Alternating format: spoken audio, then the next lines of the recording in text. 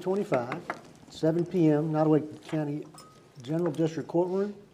We'll call the meeting to order. And we've got an invocation. Is it Reverend Charlie Mason? Please come on up to the mic. Let's go to Lord in prayer. Dear Lord, we want to thank you for this day. It's a day that you've made. We want to rejoice and be glad in it. We want to thank you for the rain and the promise of increase that it brings.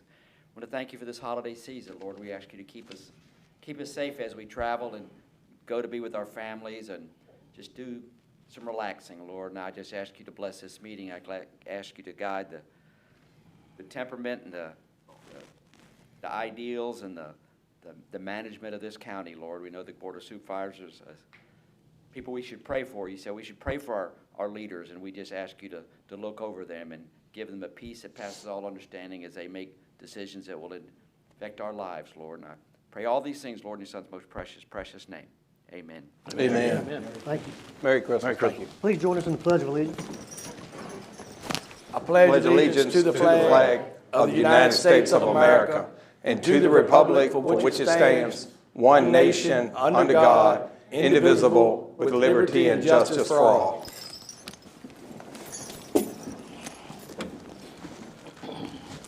Has everybody had a chance to look at their agendas? There's a handout. Any amendments? If not, I'll take a motion to approve the agenda. Motion to approve. I second. All in favor? Aye. Any opposed? Passed. We've got employee recognition. Yes, Mr. Chairman, if you would, announce this one first, if you would. And I don't know if that person is here or not. I didn't see him. And then maybe the second one would be the last. Okay, Demetrius Nelson, he's the Library System Branch Manager, and this is a 5-year acknowledgement. Is any of the family of Demetrius here? Okay. All right. We'll get that award to him. Okay. Our next one is a retirement. And this is Clerk Jane Brown. It's out front. It's out front. Yeah. The resolution.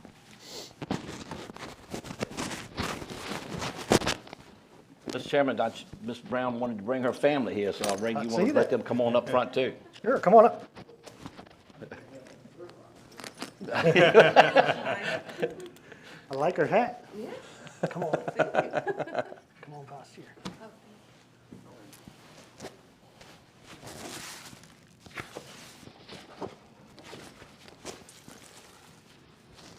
This is a resolution of appreciation. Whereas Jane L. Brown began her employment with Nottoway County on September 19, 1994, being hired to the position of Deputy Clerk by the now late Honorable James W. King Clerk. And whereas she was promoted to Chief Deputy Clerk on March 1, 1998, upon the retirement of the now late Velma M. Udley, and whereas she took office as interim clerk on September 1, 2005, upon the retirement of the now late Honorable James W. King, and then won the clerk's position in a special election held February 26, 2006. And whereas having earned the respect of Nottoway citizens, she won the following 3 general elections: November 2007, 2015, and 2023, serving as clerk for 20 years. And whereas her helpful nature and calm presence ensured a peaceful experience for those navigating legal responsibilities while processing the grief from the loss of a loved one, and whereas in all her varied duties as clerk, her friendly attitude, warm personality, and natural wit brought a daily pleasantness to staff, citizens, and officials at the courthouse complex. Now therefore be it resolved that the Nottoway County Board of Supervisors does hereby recognize and commend Jane L. Brown for her valuable contributions, her dedication, and her outstanding service. And be it further resolved that this Board of Supervisors does hereby wish her happiness and good health in her well-deserved retirement, done this 18th day of December 2025 by unanimous board. Thank you for your service. Thank you so much.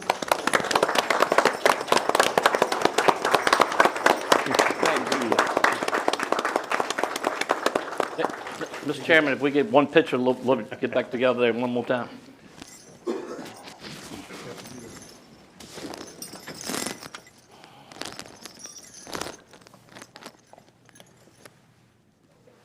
Congratulations, Jane. Thank you, Ms. Brown. Thank you, for all Ms. you've Brown. done. Jane, I made a statement the other day. I said, you and James King is the only ones that I've known. And Dickie said he knew some more. Several more. Congratulations. Mhm. Thank you, Andrea. That was very well done. My glasses down there.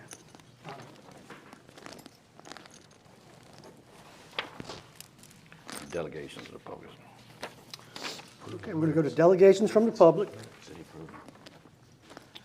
We've got Mayor Gerald Smith, I'll get it straight out. general comments, voter registrar office. Yes, sir. Okay, thank you for coming, Mr. Mayor. Thank you. Good evening, Board. County Good evening. Good evening, Mayor. Good evening. I'm here to talk about the moving of the county registrar's office. It's being talked about, y'all gonna do an ordinance on moving it? Can you move the mic a little closer? We're gonna move the the voting registration's office out of the town of Burkeville. I mean, it's imperative that it stays there in Burkeville. I mean, it generates a lot of traffic for us, generates some revenue, I mean, not a lot, but it generates enough. You know, it would be a good thing to keep the building live and occupied. Because, you know, when the building is shut down or closed up, it starts to fall down. Are you aware of the school board's decision? Yes, I am. Yes, I am. This was a previously advertised hearing, Okay. so we'll have the hearing. I don't think there's gonna be any action tonight. Okay, all right. Okay. But I just wanted to just let you know, my council and myself, we planning to fight for the town of Burkeville, if it's for the buildings, the library, not like, but the post office and our fire department. Okay. Trying to fight for it. Thank you. Thank you, Mr. Mayor. Thank you. Mr. Jenkins, Burkeville Elementary. Jennings. Jennings, is it Jennings? Yeah, Jennings. Okay, Jennings.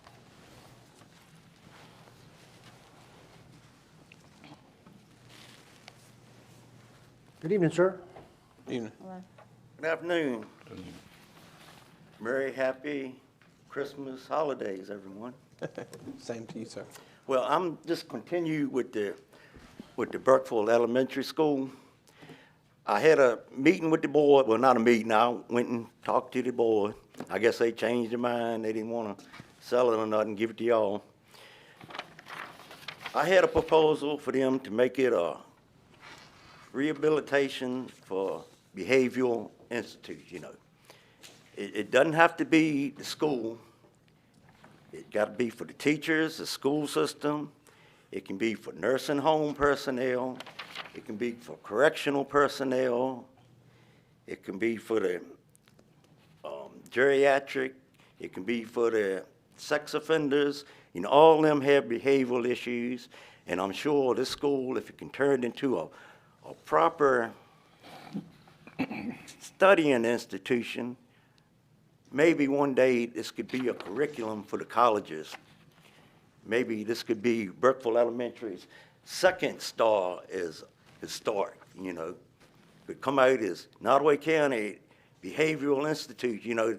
They got real good things going on down there. You need to send all your employees down there. Maybe Governor Spanberg, she'll even say, hey, Nottoway's doing such a good job. Maybe all my employees from his state need to go through this. If y'all have any questions for me, I'll be able to take it. You know, I know y'all want to maybe do it for the restoration here for office space, but y'all have two other buildings that y'all can do that to. You got the emergency squad and crew. You got the emergency squad in Blackstone.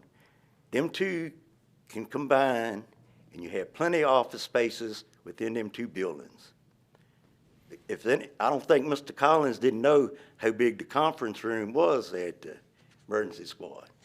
That could even be a temporary courthouse, you know. I think all this furnishings in here could be placed in there with no problem at all.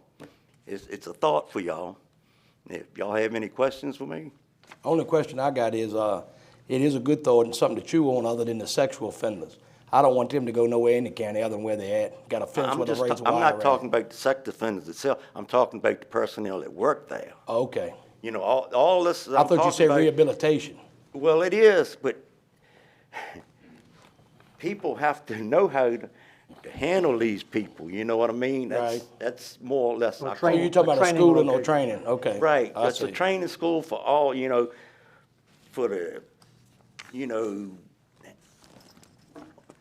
excuse me, you know, I have medical conditions. At this time of night, my medicine wears off, and I sort of Okay, we lose appreciate, my. Fine. we You did appreciate your fine. thoughts, Mr. Jennings, and you and I talked about it. And obviously, we don't want to have an empty building. And so we're going to be, in February, we're probably going to have a work session with those that are using it now, with the town of Burkeville, and try to put this together and decide what is going to be there. So we're going to schedule that probably in February. That sounds like a good idea. I'm with the mayor. It needs to stay open. I think it needs another gold star added to its already historic site it is. Thank you, Thank you, sir. sir. Thank you. Thank you. Good to have choices. That's right. That's right.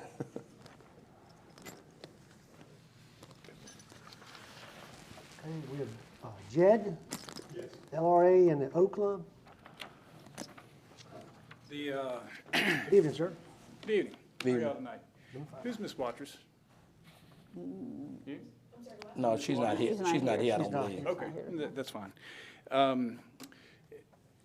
So the discussion about the sale, transfer of the LRA properties, based on the notice that was put out, the plots that are referenced in the notice don't exist on the GIS as such. We as citizens basically cannot look at the GIS and know what's being referred to. So my question for Ms. Waters was going to be, based on that, can the discussion, vote, whatever, be legally held tonight with no ability for the public to? Well, this is our turn. This is Catherine. Douglas. Catherine Douglas. Douglas. Okay. Did you review the advertising? Is this advertising for which public hearing? For the sale of the LRA property. The land? The 183 acre. I don't recall if I reviewed the advertising, but if I did, I would think that it referred to a tax map parcel number. If you look at your package E1B, Ms. Andrea, isn't these the right numbers that's on the tax map?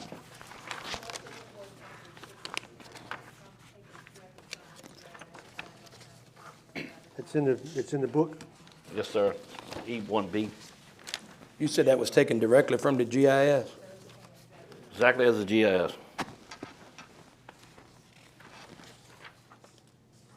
You probably using it on your, are you using it on a smartphone? No, sir. This is, in fact, directly from the GIS itself. The map numbers on the GIS are 4369A and B. However, that's not how they're referred to. They're not referred to properly in full. You talking about on the advertisement? Yes, on the full text of the notice of public hearing. Mr. Zodi, can you come up? Did you prepare the legal description? Oh, you didn't? Okay. I'm sorry. Okay, you've got it, Andre? Hand it here, Mr. Oh, you got it on your phone? I can't get on the GIS with my phone for 6 months, I don't know why.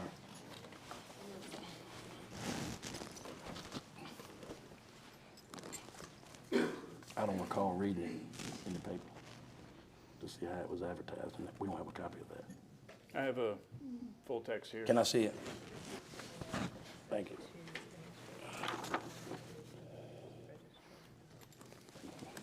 And that's what you sent to the newspaper? Okay.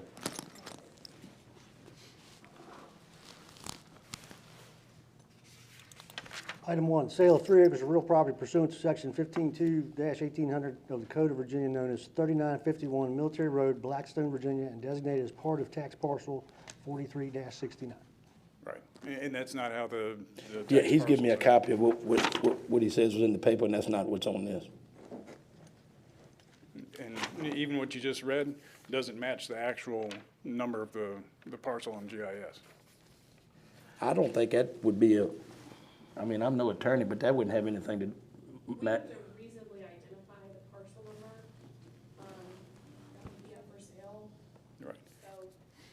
that's what the tax map number pulls up from what our, But it doesn't. well, that's what he said it did, and that's where she got it. Because 4369 is not the number, it's a much longer number. There's multiple parcels.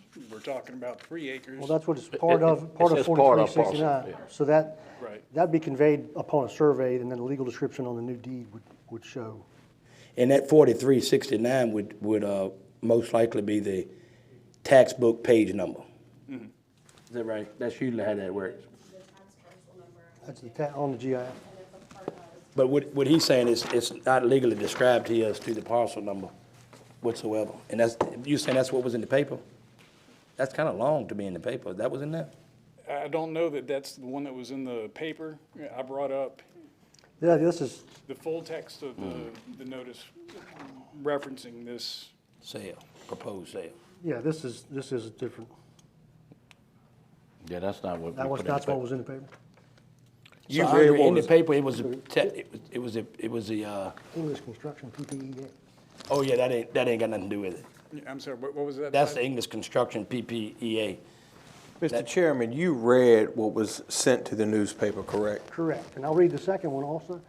The sale of 183 acres of real property pursuant to section 15.2-1800 of the Code of Virginia on the northeast corner and southeast corner of the intersection of Military Road and Darville's Road, Blackstone, Virginia, and designated as part of tax parcel 43-130. It sounds like it was legally Reasonably. described. Okay. I'm finding myself rather confused about this notification about English, I'm not sure where you got that. where it's, where that's coming from versus what's going on with the LRA parcels. Two totally different, not even related. The English is out here at the courthouse complex. Okay, is the LRA parcels being discussed tonight? The smaller. Public hearing is set, you're doing delegations of public. The next topic is the public hearing for the sale of land. Meaning the LRA? Yes. Okay. Well, just No, that the parcel, just the parcel. just that advertised parcel. And 3 where's acres, 3 acres, which is known as the Officers Officers Club? Club. Okay, thank you. Okay? Well, thank you, sir. Chief Shoot, Burkeville Fire.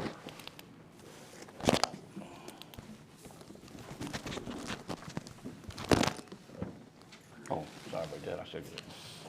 Good evening, everybody. Hey, Jim.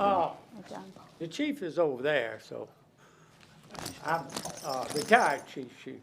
Lifelong chief, right? Huh? Lifelong chief. Well, and that's true too. The reason I'm here tonight is not per se for the fire department. It's as a county resident that's served by that fire department. I've listened to a lot of what's going on, and to me, there's been some unfair criticism of that organization that it wasn't validated, it wasn't justified at times. But I wanted to back up and tell you a little bit about what a resident of the community, how they see that department. I talked to the town the other night. I was there. I expressed my views to them. I've been in the Burkeville community for 69 of my 71 years. That fire department has served it the whole time. In fact, it's been serving that community for 117 years. And I think you could take the complaints that have been submitted to that fire department through its time and history and count them on one hand. As far as I know, everybody is happy with that fire department, and they're happy with the arrangement of how it operates. I think back quite a ways. I understand the county's dilemma. I understand the dilemma over EMS. But let's back up a little bit.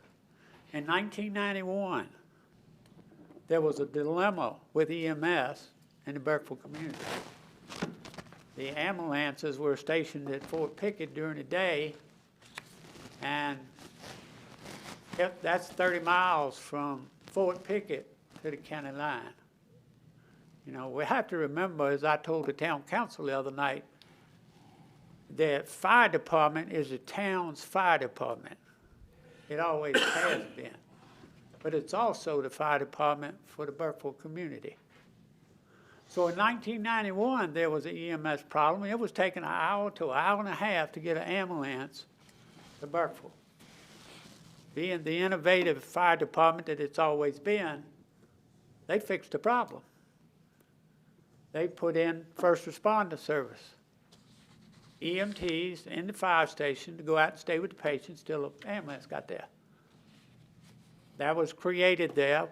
We were one of the first in Southside Virginia. Moved forward to 2002. Efforts to try to get an ambulance in the western portion of the county failed. And in the end, flatly refused to do it at all. So, innovative fire department again, they're problem solvers. Well, there's nothing to do but put an ambulance in here. For 23 years, Burkeville Fire Department at that time became one of the first combination fire departments that had fire-based EMS in it. And it has done that for 23 years. So while the problem with EMS today is relatively, it rose to the surface last year.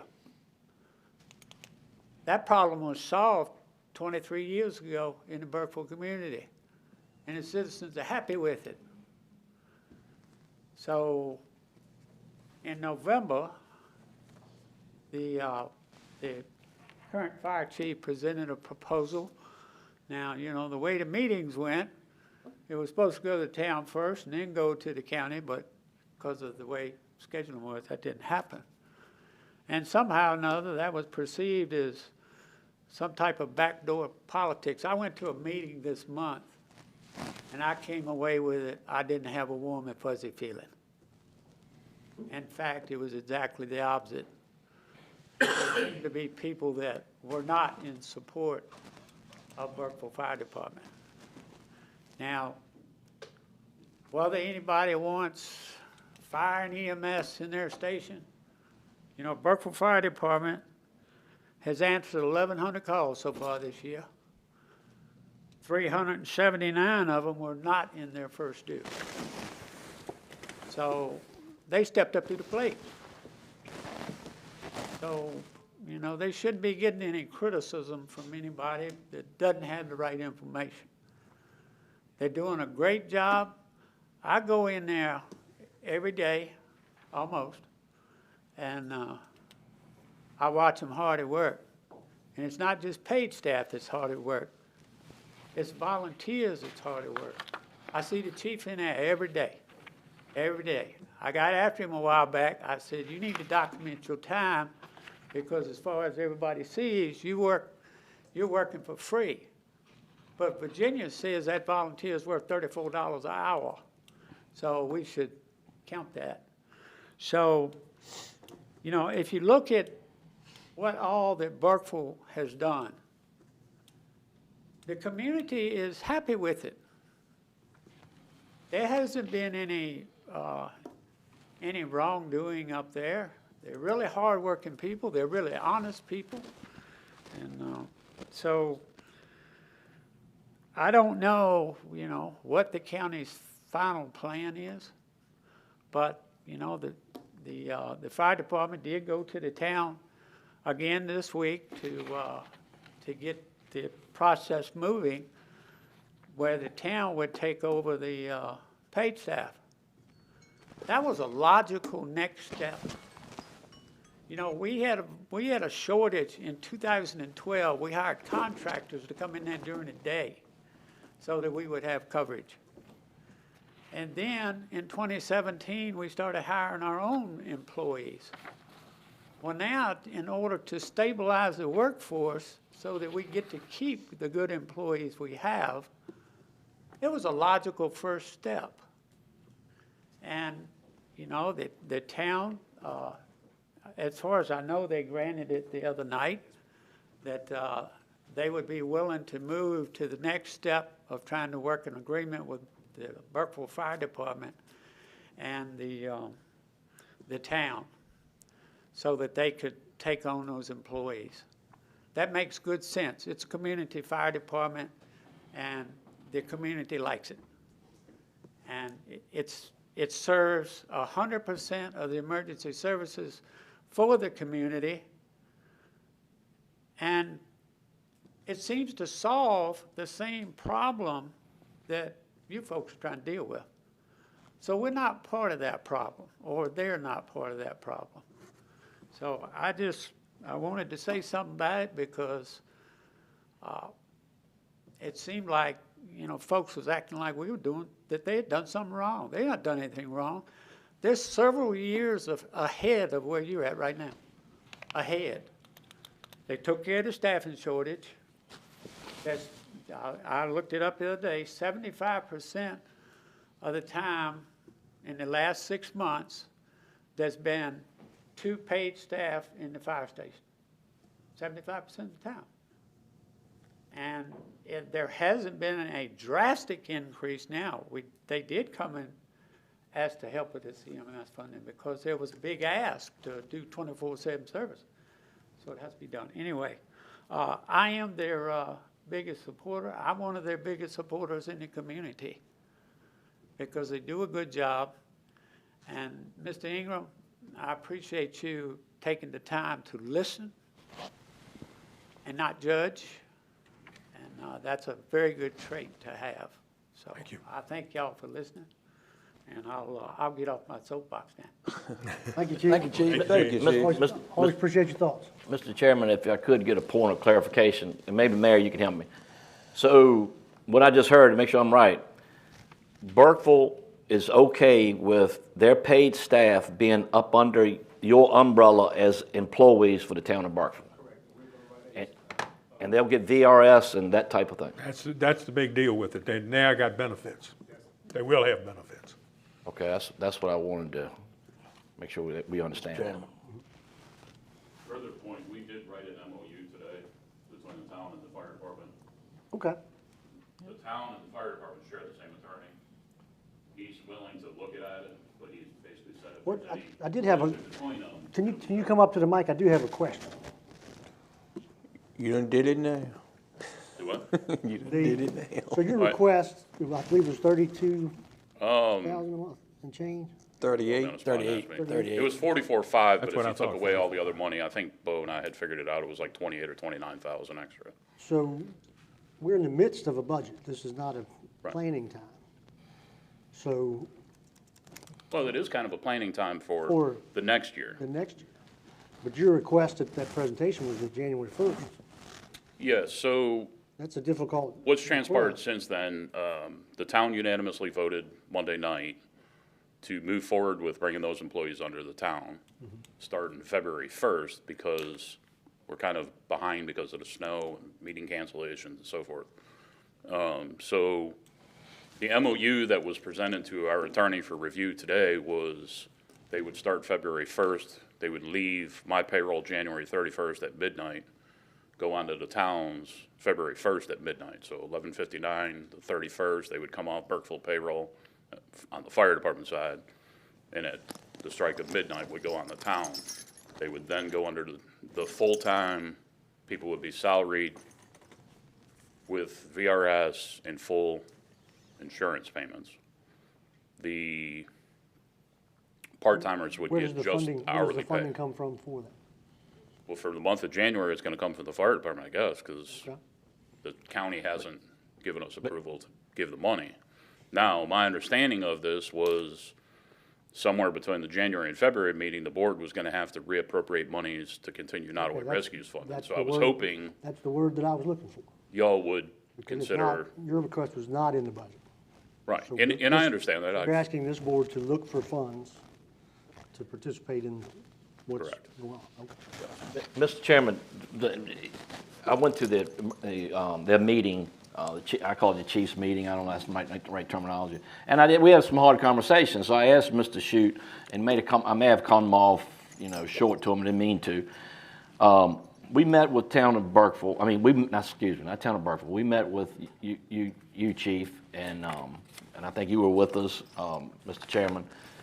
And I said, Brian, we gave you what you wanted. What's changed?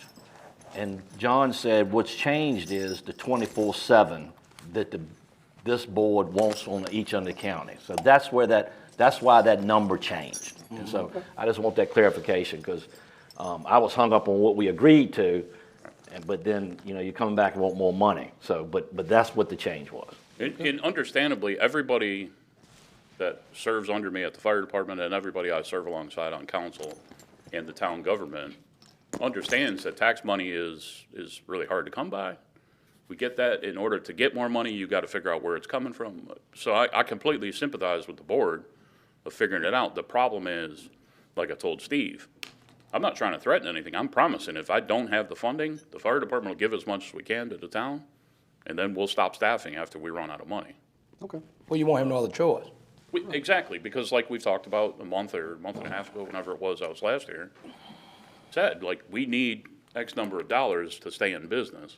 If we continually lose, we're gonna go out of business. And I don't think anybody here wants that model of anybody going out of business. And that's, Steve was there, we talked about it in the chiefs meeting. Nobody wants any of these agencies to shut down. And I told the other two fire departments, as far as they're concerned, whatever they need to support on, I'll support. If they don't want ambulances, then we don't put ambulances, or I'm not gonna push anybody to put ambulances where they don't want them. Okay. In Burkeville's case, That we was- want them, it my- seems to be. My question was the funds. Had you had a plan, or you were looking to us to come up with a plan to participate in this with you? And that sounds like what you want us to do, is try to figure it out. Try to figure it out if you can. Whatever you can't come up with, the fire department's gonna try to come up with, and once we run out of money, we're gonna have to make a tough decision to stop staffing. Which is not the goal that I think I have, and I know I don't have, and I don't think y'all have. I think y'all want to make sure there's still ambulances and fire trucks running. Yes, sir. So we need to build a partnership instead of division and bombing each other and lobbing hand grenades. I've been there, done that in combat. It ain't fun. All right, Chief. Any other questions? Yeah, did you get in that love offering in your MOU from the council to cut your mustache off? I did it for you, Bill. It makes you look younger, Chief. Ask Dickie. Look, I walked in the office the other day and two of my workers said, "Who are you?" I was like, "What do you mean? You know who I am." All right, thank y'all. All right, Merry thank Christmas, thank you. Thank you for what You y'all too. do. Merry Christmas, Chief. Yeah, I think we gotta go back. I think we gotta approve those minutes too. I think we approved the agenda, but Okay, I'd like, we've got the minutes, has everybody had a chance to review those? I move we approve the minutes As written? as presented. Okay. Second. All in favor? Aye. Any opposed? all right, now you can open up the public hearing.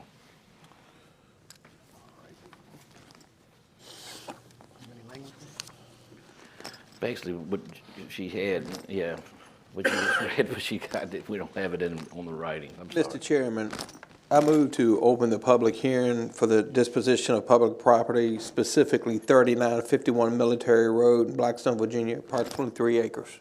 Okay, we're gonna do one and then do the other one. I need a motion or a second to. I'll open it. second. All in favor? Aye.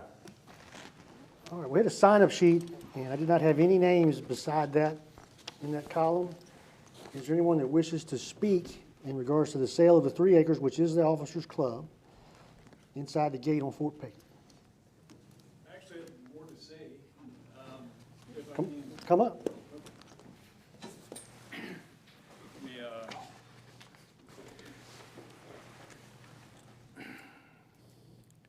So just yesterday in their dual capacities, the Board of Supervisors and the LRA Board. As such, For clarity, the LRA board was dissolved last year. correct. However, you Still still, the Board of Supervisors. right, and you still do those things. So even then, you were kind of talking to yourselves as advisors to yourself. And based on each of your own capacity, you all have jobs and families and everything else, and this is not your full-time job. The LRA is a full-time job that needs a proper board to see that it is profitable and a positive asset for the county. I understand the idea is to dispose of the LRA in pieces here, starting with the O Club, and eventually the entire thing to get that money to pay for the courthouse. I completely understand that, everybody understands that, but it's ignoring the fact that over the last 4 to 5 years at the very least, there's been willful neglect of the area, no money put into it. So the worse off it gets, the less likely it is to be able to be profitable for the county. And I'm intimately familiar with the buildings in the LRA, having done a lot of work in the lodge as well as other buildings, T&H. There's just things out there, there's glass falling out of the windows. The maintenance staff of the county could go and put that glass back into the window frame, keep the buildings from falling down. When we tore a building down a couple of years ago, $36,000 bill to do that, a $3,000 roof would have fixed it. I seem to recall somebody being very surprised by, the fact that we didn't just pay that $3,000 instead of having to do $36,000. And other buildings are continuing to deteriorate because there's a lack of basic maintenance that doesn't cost anything extra. Don't have to pay me or anybody else to come do it. You've got the staff to do it. You have the inmate workforce that is perfectly capable of doing those things. So the LRA is not the money pit burden that seems to be the opinion of the board. I hope it's not everybody's opinion. We need this money. There's money coming in from it every single day, every single month, every single year. The most of which, as a single entity, is coming from the O Club. And with a LRA manager, which we haven't had for 2 years, to promote that that O Club and the other assets there in the LRA, we can get it generating money again. But we have to have that staff, somebody with a focus and a vision to be there actually doing it, making sure things get taken care of, and making sure people know it even exists.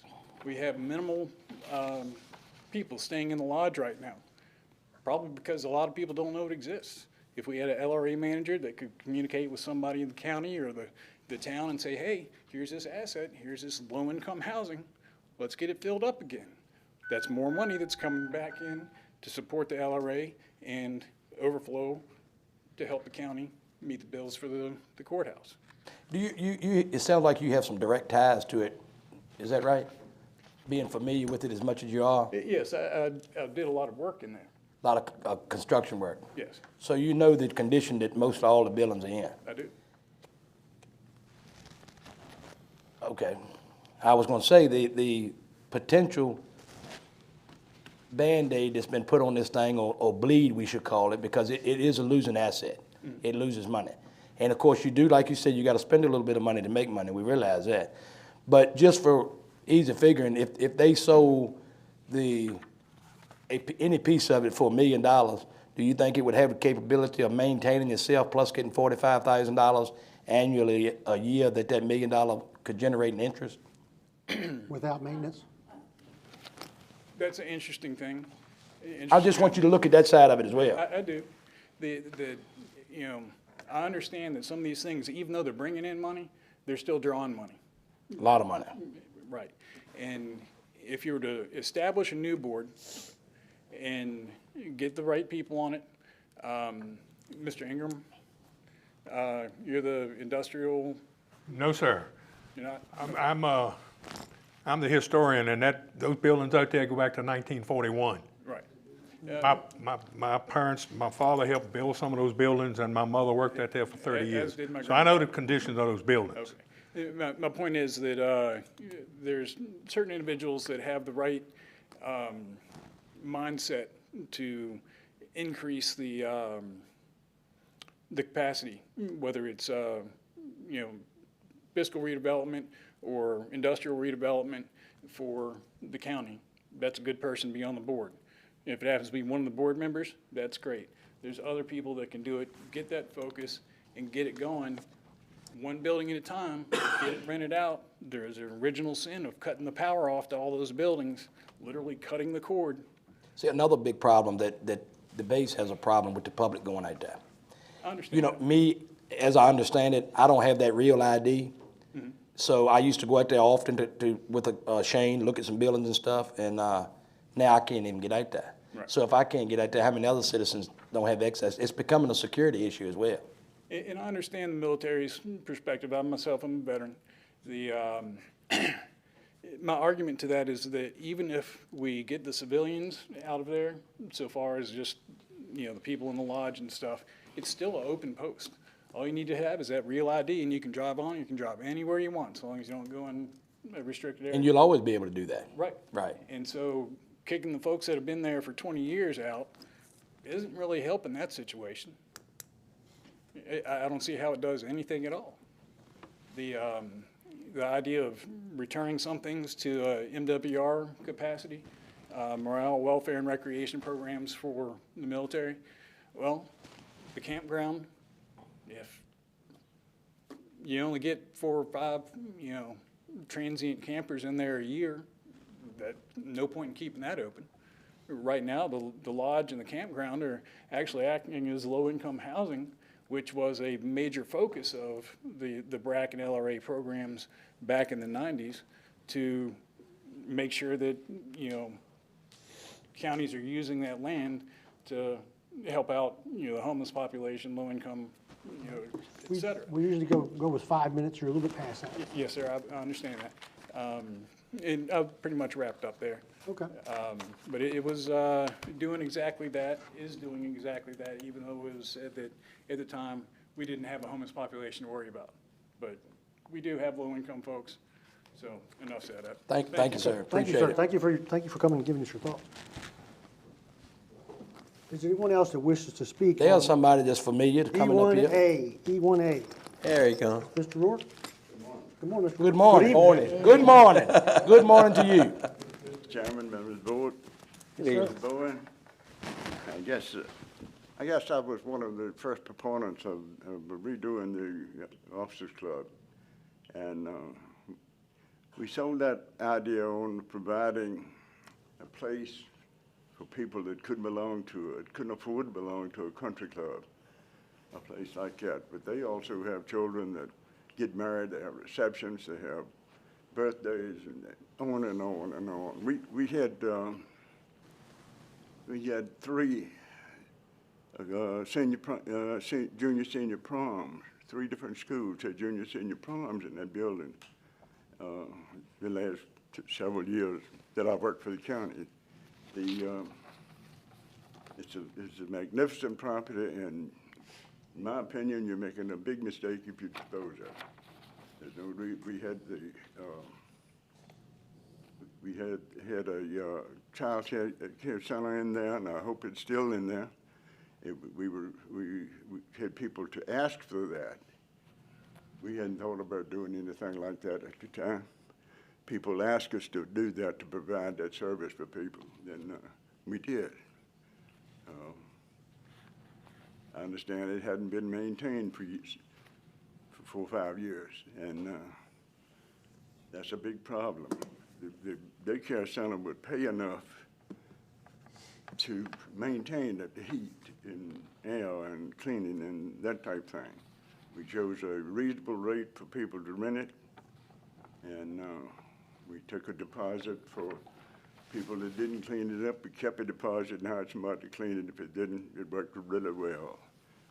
And again, I'm opposed to selling it, and I think you're making a big mistake. The reasonable rate from the numbers that I can recall, such as those campers, was $35 a month. How can you tie any money up to rent a camper spot for $35 a month? $35 a month won't mail 100 stamps. I think it was 35 a day. No, it was a $35 a month. You're talking about something, the officers club, 30? No, I'm talking about the campground for the camper. I'm not talking It was a about lot of campers. Well, let's go to the officer club for a minute. It is a great benefit, and I do know some problems that have been helped out there. However, is it worth the county continuing maintaining it for what potentially they could get an income from it, even if they set it aside and let it draw interest in the bank? Well, I know you got to look for what's best for the citizens. I realize that, and you've done that for 40 years. I realize that. does it help somebody that needs a place to have a reception for his son or daughter? It's a nice thing to do. But last year, the LRA property took $185,000 out of the general fund and spent all the rent. Well, I remember that figure too. People, the property hadn't been maintained. They didn't have to take it out for years. It needs to be looked at, and there's no. You know what we had to do the last 2 years in regards to tax rate. Sir? You know what we had to do to the last 2 years in regards to the tax rate. All you can do is make government. I'm very familiar with that. All you can do is make government smaller. Make government smaller, you need less taxes. I think you'd be doing an injustice to the people that use the Officers Club, and I'm opposed to it. And Well, we've been asked to cut. We're looking for cuts. well, that's the wrong place to cut. Okay. Okay. Thank you. Thank you, Mr. Rourke. Always Mr. good Rourke. seeing you. Thank you for your Thank you, Mr. call. Rourke. Is there anyone else that wishes to speak on E1A? Yeah, Rod McGee. How are you, sir? Good evening. Well, Good evening. thank you. It's interesting because what I was going to say, I actually got a few more things to say now, thanks to Mr. Toth. I appreciate that. I'm both, but thank you. You know, we're talking about maybe being able to sell something for $1 million and the interest that we make off of it. So my first question is the 4.5 million that we got to start with, then the 5 million we got for the 700 acres that we already sold, that if all of this money had been put in the LRA account instead of the general fund, you'd actually know if you made a profit on anything in any year. The 5 million is part of our, is part of our revenue that goes into our budget. It generates interest. Correct. But the 5.2 million, the thing about it is, and it's one of the reasons why I know you dissolved the LRA, is because we wouldn't be here talking about this tonight if you hadn't. And the way that it's being sold may be legal, but it's unethical. But what I will say is that all those monies by the BRAC law in '95 were supposed to go into a partition account. And you can't tell me you don't know that that I know that, and it expired. Correct. And so the whole deal is we're still sitting on missing monies from your last budget. And just because Mr. Toast says it's not in the bank, but our auditing agency said that we did have it, you know, there's a $13 million amount of missing money. Well, if you sit there and you look at the 185,000, if the way that budget was formed for the LRA that was the interest amount off of the money, the 5 million, because they had no budget before. We have deferred maintenance on the LRA for 16 years. And I know because I've been blessed to be able to fix it. Right. But I'll tell you, the other one is I was the active duty post sergeant major for Pickett. I was on the opposite side and going, who in the hell is stupid enough to carve out the middle of an installation and give it to the county? But the whole deal is this board didn't create that problem. The Guard did that to themselves. And when you have to sell it to somebody else so that another third party can sell it to the state or the Guard, then all you're doing is chasing a legal loophole. And I'm not saying this just because I have a business out there. My biggest concern is, guys, we were given a blessing, 4,000 acres and 4.3 million, and then another 5. And we're sitting here going, oh, well, trust me with $1 million that I can sell this piece for. Well, we hadn't been good stewards of a whole lot larger chunk than that. And I think that moving forward with this and seeing if the Officers Club will go under the wire and nobody will come up with any legal issues against it, I think it's a poor thing. I think that we're taking a birthright that we were given as a county and giving it to somebody for lentil soup. I'm new to the board, so enlighten me on the 4,000 acre figure you're talking about. Well, the original, and there's some question about that, but the original amount that was given to the Nottoway County was between 3,300 and 4,000. Do you know how many acres it is today? What's that, sir? Do you know how many acres it is today? No, because y'all sold a fair amount of it already. We didn't sell 3,000 acres of it, No, you haven't. and we don't have 1,000 acres left. It's a lot less than 1,000. But I can tell you what the But you said good stewards, and if it's good stewards to retain the land, and it was 4,000 and they had 700, and you think a good steward keeps it, the good steward sold about 3,200 of what you're talking about. Well, but the good steward. Some of it was given away, Bo. It was not. Oh, I know it was like Virginia Tech Arbitech. got a lot of that land No, for you're free. exactly right, but I'll Arbitech. tell you this, you wanna talk about good stewards, though, it wasn't given it to it so you can put it in your bank account. That's It correct. was given to the county for economic development, and we've seen very little of that. And so, you know, and I'm not trying to be, I'm No, not. you're trying to be transparent. We appreciate that. No, I'm not trying, but what I'm saying is I'm not trying to be ugly, I'm not trying to create enemies. But what I'm saying is we all got a common problem that we've got to fix. But that is the only property that you have that actually has infrastructure on it. So if we ever do want to do an economic development, I mean, it's great to tell them, hey, come to Nottoway County and you can spend all of your own money. We got nothing for you, but we want you to reach in your pocket and give us everything that you can give us. Well, we've had an opportunity, it's still there. You just got to choose what you want to do with it. That's all I have to say. Thank you. Thank you, sir. Thank you. Anyone further on E1A? Good evening. Good Good evening. evening. I'll be brief. I appreciate and understand the fiscal challenges of this county, and I support y'all in looking for any way to alleviate our tax burden or to level our tax burden. I know the issues that y'all are facing and the issues that are still coming, so I applaud you for looking for areas that we can help and to bring in money. And so as a citizen, county taxpayer, I support it 100%. Thank you, Thank you, David. Mr. Ruff. Thank you, Mr. Rowe. Anyone else on E1A? All right, I'll take a motion to close the hearing on E1A. I so move. Second. All in favor? Aye. Any opposed? Okay, there's no opposition. Do you all wish to have discussion on that parcel, or do you want to wait until we've had the second public hearing? Go, if you want, while it's fresh in everybody's mind, if you want to handle this first one. Okay, that's fine with me. Board discussion. This county right now is under court order to build a courthouse. And one of the ways that we can help avoid the tax burden is by taking things that lose money or don't make money.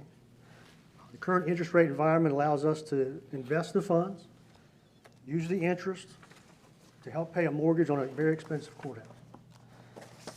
You're also going to see some more discussion in the next 6 to 8 weeks about solar. And we've been negotiating that. And if we can get enough money into an investment account and add solar acreage, we're going to be in a very good position to build a courthouse without any further burden. That's the only reason that I'm considering this as a revenue situation. When you have rent of $40,000 and you spend $39,500 and you still didn't fix much, that's not an investment. That is not economic development. That's a loss. And that's my position. I'm pursuing revenue.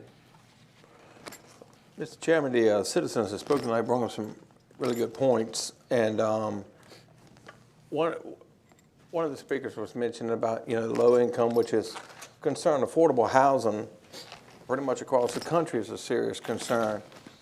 I go back and as the gentleman eloquently spoke as well, there's not just one road, there's many roads. I mean, our comprehensive plan works with the base, works with other shareholders, and one of the things that concerns me, it jumps out of my head, is when you think about people that low income, how can they get to places that they need services? Typically, you're looking at bus routes, Ubers, taxis, and stuff like that. When I think about taking a shuttle bus or otherwise onto a military base, one of the first things, and I know this is going way off base, but one of the first things I think about is what happened in Oklahoma City. It is a way to transport a potential explosive device, a way to get onto our airport that's out there that they're expanding onto. And so it's lots of different concerns. And I'm not a fear monger by any means, but I understand exactly what the gentleman is saying too. And it's something that this board has has talked about more so in the last few years than they have in years past with the concern about low income and where to put it. It's just the towns, all three of the towns, are better equipped to have people with those type of needs inside of the town limits. But so just to address that, but the other point of what he was saying was the investment in it and making the rent fair market.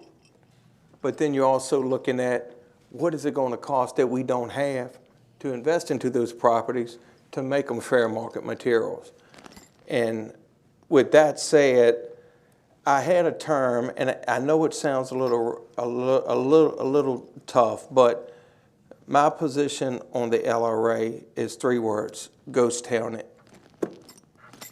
And I mean, the reason being is because it has been a continued expense, and to get it to where it needs to be, we're talking millions into those barracks and other buildings there to make them compatible for rent.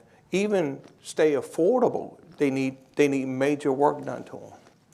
The Officers Club is a nice place, but so is that $6 million renovation to the Armory in Blackstone. Well, yes, yeah, true. And I mean, and I understand the history of that. You cannot take the memories away. You can't take the good times away. I mean, you can't take that away from people. But at the end of the day, we have to look at everything that's here.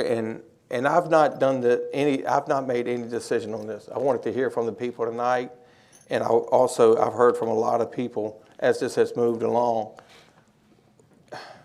It's not an easy decision, and I'm sitting up here telling you it's not an easy decision. But everything, I've thought about just about everything I could possibly think about, and y'all have given me more to think about tonight. Mr. Ingram, your thoughts? As I said, I got a history with Fort Pickett. When I was in college, I drove the Pepsi-Cola truck out there for 4 summers, filling up drink machines at the barracks, at the Officers Club, other places out there. And like I said, my dad worked, when he graduated high school and they started building Pickett, he worked out there as a carpenter helper until he went into the military himself in World War II. My mother worked out there for over 30 years because she was there when they closed it the first time, then she had to come back. But anyway, when she retired, they gave her a 30-year certificate, which I will tell y'all, when their house burned down in 2024, that was one of the things that was surviving. The guy who tore the house down brought it to me. So, I mean, you know, that really, I mean, he said, I think you ought to have us. And I didn't know it was where it was. But everything runs its course. And I know the condition of those buildings when I was working out there in let's take it back. 67, 68, 69, 70 is when I drove those trucks out there at Pickett. Wow. And look, those National Guard people will come from all over the East Coast. Those cats would see me come, here comes a pop man. But I mean, you know, and they were getting a drink for 10 cents. So like I said, everything changes. And I understand the sentiment, but there comes a point that you have to say, hey, we can't afford it. We can't afford to keep on doing that. We're losing money, and we've got buildings that are 65, 70, 80 years old, and you start talking about renovating buildings that old, you know what it's going to cost. So, I don't like it either, John, but I'm telling you, we got to make some decisions, some tough decisions, and that's one of them. And I understand the military's position. Hey, I don't want people riding around on that post. I don't blame them. Well, after the last 10 days with the amount of violence. Exactly. So, that's my feelings. All right, Ms. Norton. I appreciate the citizens coming forth. I used to work out at the Virginia Army National Guard for 5 years, and I saw the deterioration of the properties out there. But as a part of the Finance Committee for almost 2 years now, every month we're in the negative. Even when we had an LRA manager, our expenditures exceeded our revenue. And you can't keep doing business that way. And as far as agreeing with John with fair market value, if we want to really go to fair market value, you can't rent a business for $200 a month. I had one in Blackstone, it was over $1,000 a month. And that's the going rate. So and the amount of maintenance that we need to do, and granted, it's not just our board, previous boards didn't maintain it the way they should have, but with the courthouse facing us and other items facing us, there's just no way we have the revenue source to fix that up out there and pursue it. And who knows, perhaps the guard or whoever may be able to better expand the opportunities out there than the county has. Thank you, sir. The only thing I got to say is, whatever decision we make, we need to absorb all the sources we can. We need to get the top dollar for the citizens, because that's who it belongs to, the Nottoway County taxpayer. We need to get all we can get for it. And if it's going to be bought or purchased by someone who's going to consider it an investment property, then we need to branch out and see where we can, you know, what the potential could be later on down the road. I mean, I would certainly like to see us keep it for 3 or 4 years if we can get a few more $1 million for it. But maybe we're already getting top dollar. I don't know. I need to investigate that a little more. Yes, sir. Mr. Chairman, the last thing I had was, you know, it does appear that we are doing a one-time money for a one-time expense, you know, selling it, putting it in the courthouse. But I also wanted the citizens to know that we are not shy of the fact that we still need to invest in economic development. And that is still part of the struggle that we're having to deal with here. You know, the economic development is businesses out there using the place to rent. So it's a double-edged sword. So we got to figure this thing out. Already get it. We'll get it figured out. We're taking any motions tonight? On E1A, 3A. Possibly make a point of clarification real quick, like 1 sentence? Okay. 1 second. We talked about the degradation of the buildings and the quality of them. Those buildings are extremely sound structurally. It's the exterior problems, glass out of windows, stuff like that, that will cause them to deteriorate, that needs to be fixed. Okay, thank you, sir. Mr. Rourke's got a question. Mr. Rourke, go ahead. You have to come up. You have to come up. I can't hear you. And then that's it. The hearing's over. Okay, you're the last one. No, come on. He Mr. said, come Rourke, on. Mr. Rourke. He said, come on. Come on, but no more. Y'all had to hear. You were talking about all of the officers club membership here. Is that what you were talking about? Talk about what? I couldn't hear him. Were you talking about more than the officers club? Well, this first public hearing was just the officers club. There's So a second another public hearing. hearing coming Yes, sir. on the rest of it. Yeah. Thank you. Okay. Mr. Chairman, to your question, I didn't have a motion for right now. I don't know if the board wanted to think any more about this, or if anybody else had a motion that they wanted to bring forward, including yourself, sir.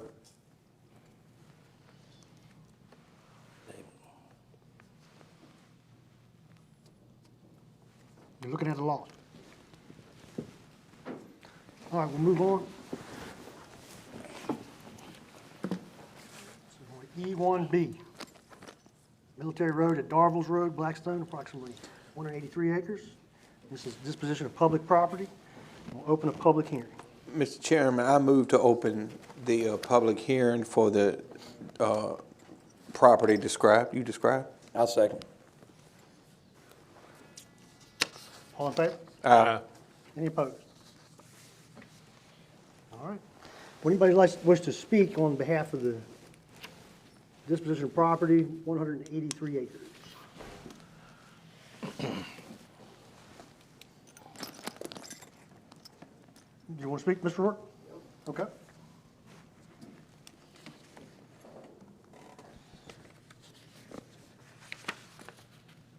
I don't know whether you know it or not, but the part of the property is in, I assume you're talking about the 400 area of Pickett. Is that where you are, where the? If you get to the gate, it's on your left, if you're coming out of town. Is it in the area where the apartments and? No, this is just some timberland outside. Okay. Is there anyone else wishes to speak? Seeing no one, I'll take a motion to close the public hearing. So moved. Second. All in favor? Aye. Any opposed? All right, board discussion. Mr. Chairman, yes, I want to go back to something, but something that Mr. Toth had mentioned, the purpose of the property. I know that originally there was some clarification on what was going to be done with it. Is there any change in that we need to consider? If that's the case, are we ready to move forward with any motion on this item tonight either? Any change in the way of what was a picture painted in Bo's mind was, and I think John's mind, that it be put into a conservation easement just for the foundation that was discussed, that's the type of business that they do. All right. To me later finding out, or us later finding out, that in fact it's not going to be put into a conservation easement, which leaves us, and we're going to go a homework and get a better grip and understanding on this, but it leads us to wonder what is the intent of it. If it's not going to be in the conservation easement, is it in fact an investment property for economic development later down the road? And if so, that can change significantly the value of it, not including the appraisal that was done. Right. Because potential, it's like timberland. If you got timberland and you sell it on today's value, which is how you would sell it, right? Or you would say, hey, this investment in 20 years will be worth this.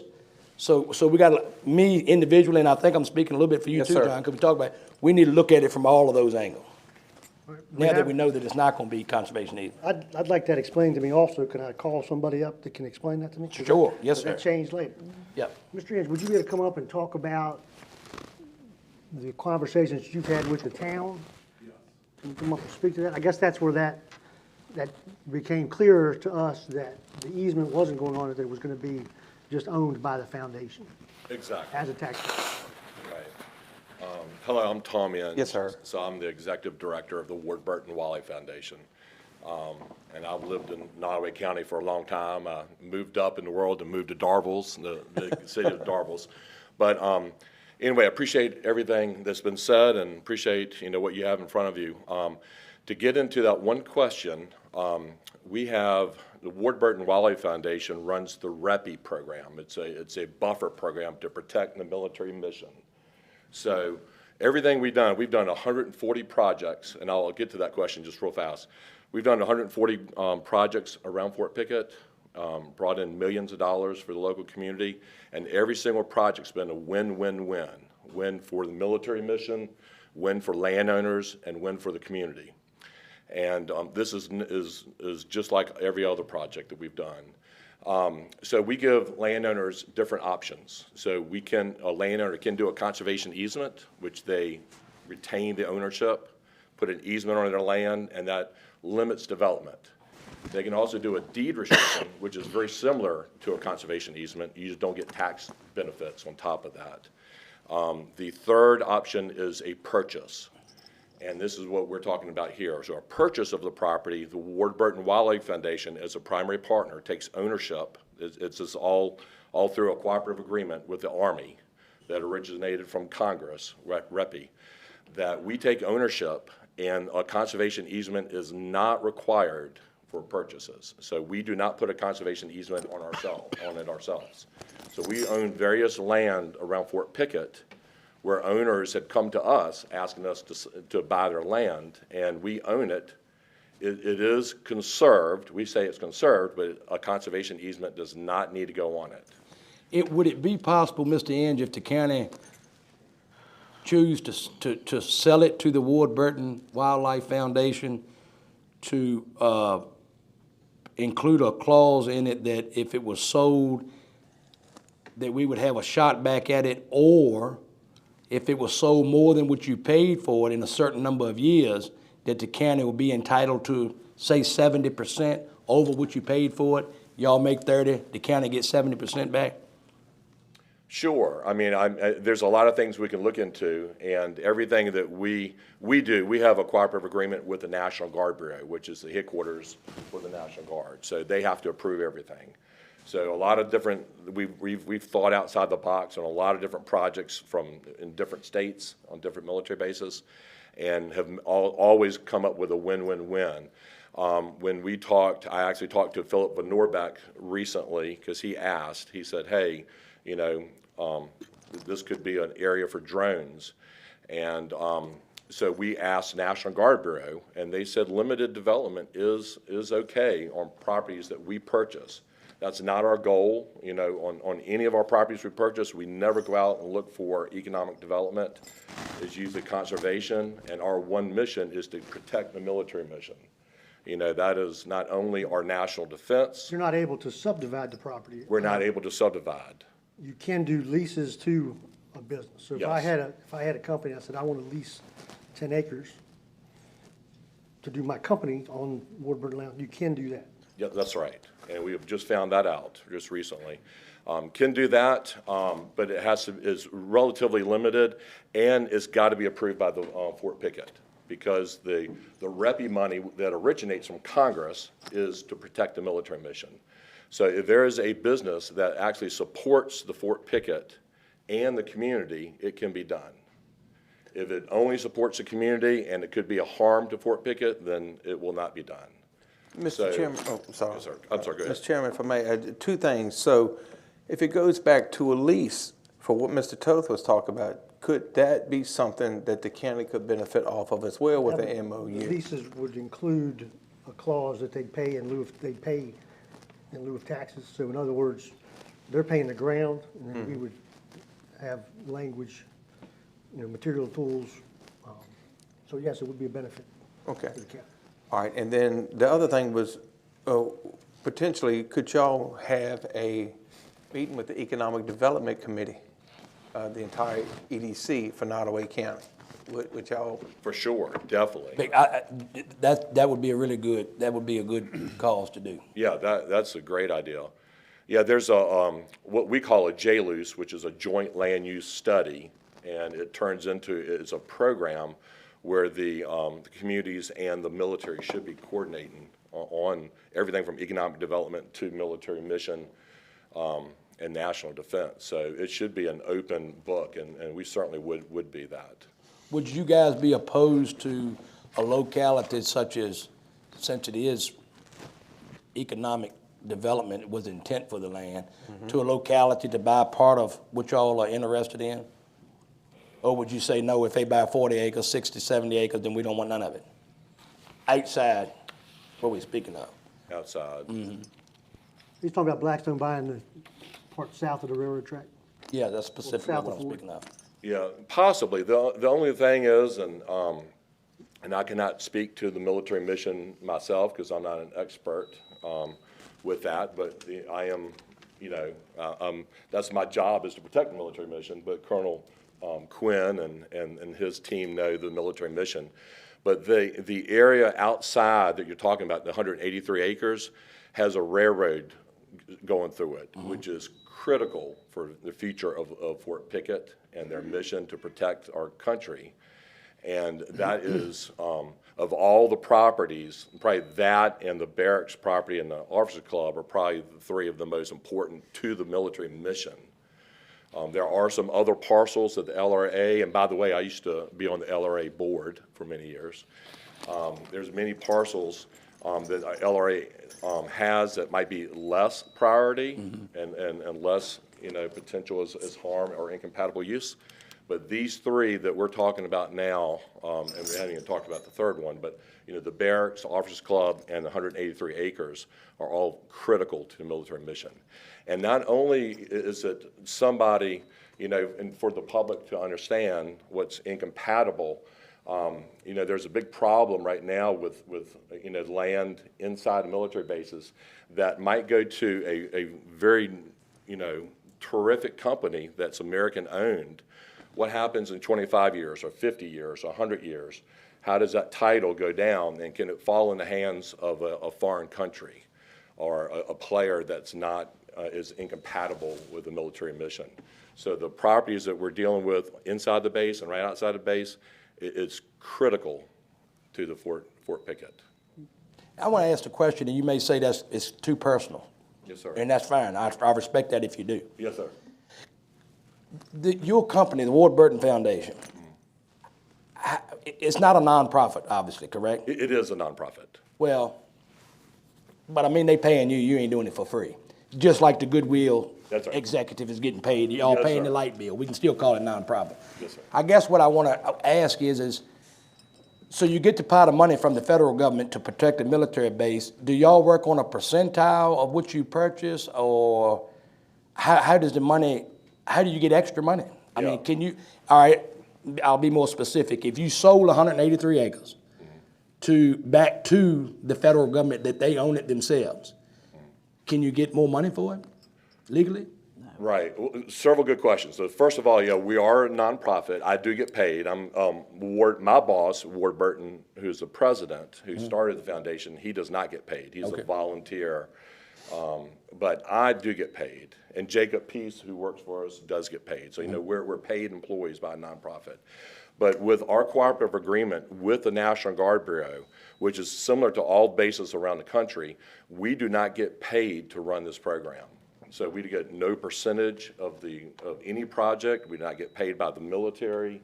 The only thing we do is we request landowners. If I was going to do a conservation easement with a landowner who's beside Fort Pickett and they keep their land, they're bringing in funds, and we've protected a lot of farms that could be going under. I mean, this is a lifeline to a lot of these farms. We do request a contribution back to us. So we've requested from. Yeah, so if we're paying a landowner, let's say $100,000 for a conservation easement, we might request a $5,000 donation back to us. From the landowner? From the landowner. Okay. Yeah, we not get paid from the military or anybody else. On this project, we have not requested anything back from the county. So we have done projects where we get no money at all. Okay. I mean, it is almost a loss to us because we work hard on a lot of these projects. Well, that's what I'm asking. How can just say $1 million deal be a benefit to y'all monetarily? It's not. On this case, it's not. So they got a pot of money that they're gonna give you $1 million. You're gonna handle all the business, and you're not gonna get anything. Not even no gas money for your car to come up here. Wow, I'm glad you don't do all your deals like that. Exactly. Yeah, nonprofits is a tough world. But we also have sponsors. We do events, fundraising events. And some of our landowners do donate back to us. Okay. I think it's a wonderful thing. Yeah, I mean, I'm not saying that it's not. Right. I know some farmers that it's enabled them to purchase real estate and farm it that they wouldn't ordinarily been able to do so. Right. I think it's great. Yes, sir. Mr. Chairman, I want to get one thing straight. If the county were to sell this goes on the tax rolls, correct? Yes. Yes. Yes. The foundation Right now, does we're not pay- getting anything. Correct. So the foundation would pay taxes. Right. Real estate taxes. We haven't gotten anything for the last 28 years. Right. I mean, so that property, if we sold it, would be taxable by the county. Correct. It's not, right now, it's not. So it would stop the $185,000 loss and start generating income. That's what I'm talking about. You can tax a 501c3?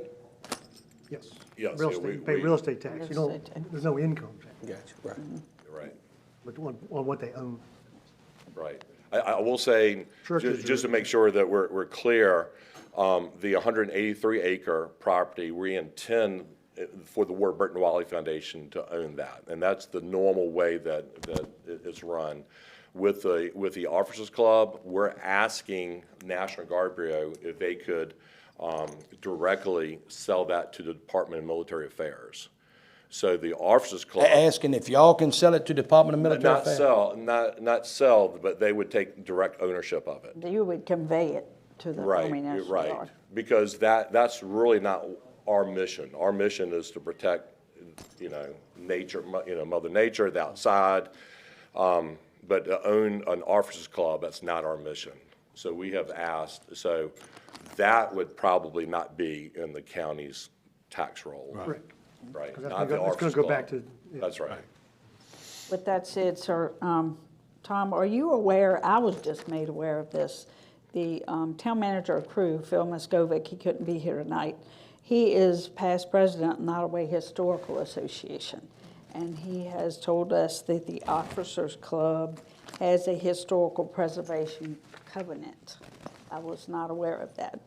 So There's a mural, and it conveys with it's in the deed. It's a okay, deed. so it Deed covenant. conveys. But I do think, I reiterate what Mr. Rourke says, I think it may benefit us to meet with the EDC to talk about this. But in that line, I have a question from working out there. There is certain funding that has been allowed. Is that time sensitive? Or can we carry this over into the new year with discussion and the purchase still be the same? Yes, I don't want to put undue pressure on you, but yes, we do have funds that we currently have to enough to purchase 183 acres and the Officers Club, and that's last year's funds. That's FY25, and we're tasked at spending it relatively fast. What that does is brings more money into Fort Pickett. To help other farmers. You know, this program is mainly for farmers, to help other farmers. So, of course. Get more money. Yeah, my boss, Ward, who's a race car driver, wouldn't want to go slow on anything. But he would, I'm sure he would ask y'all to, to please press forward, but, we definitely understand. It seems like the board is leaning towards having EDC discussions. The next meeting is January 22nd. Is that where we are?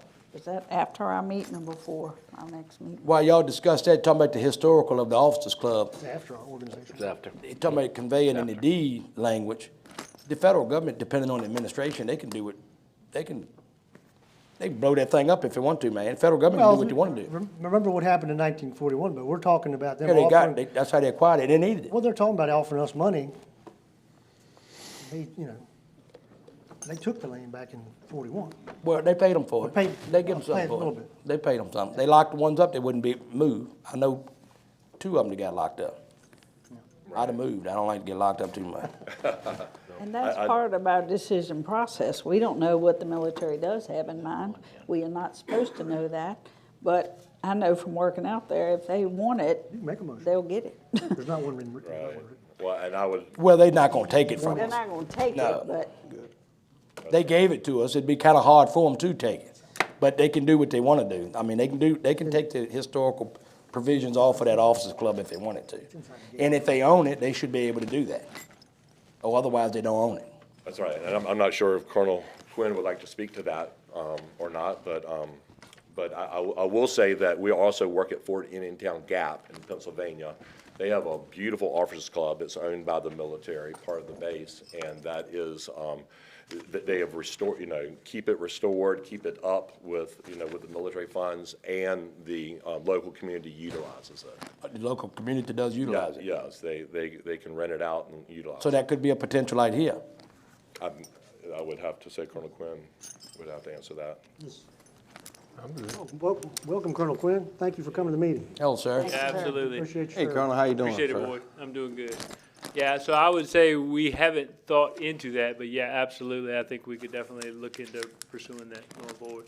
So I know as part of the MWR program for soldiers and their family members is part of what we had looked at for the Officers Club and renovating that and keeping the history and being able to utilize that on base for the soldiers and their family members.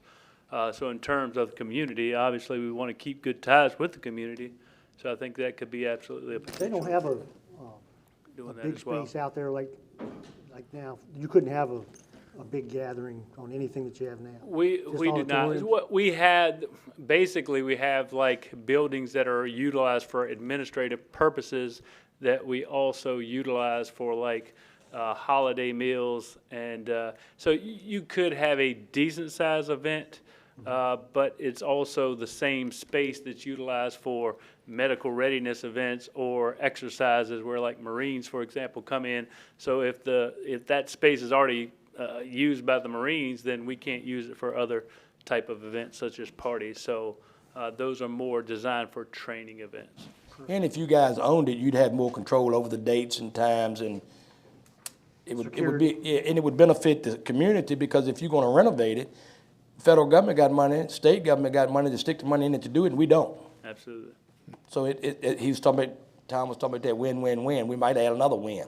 Yeah, absolutely. And I think going back to the point, even the Officers Club, you look at it from the front, and it, with the history, it looks beautiful.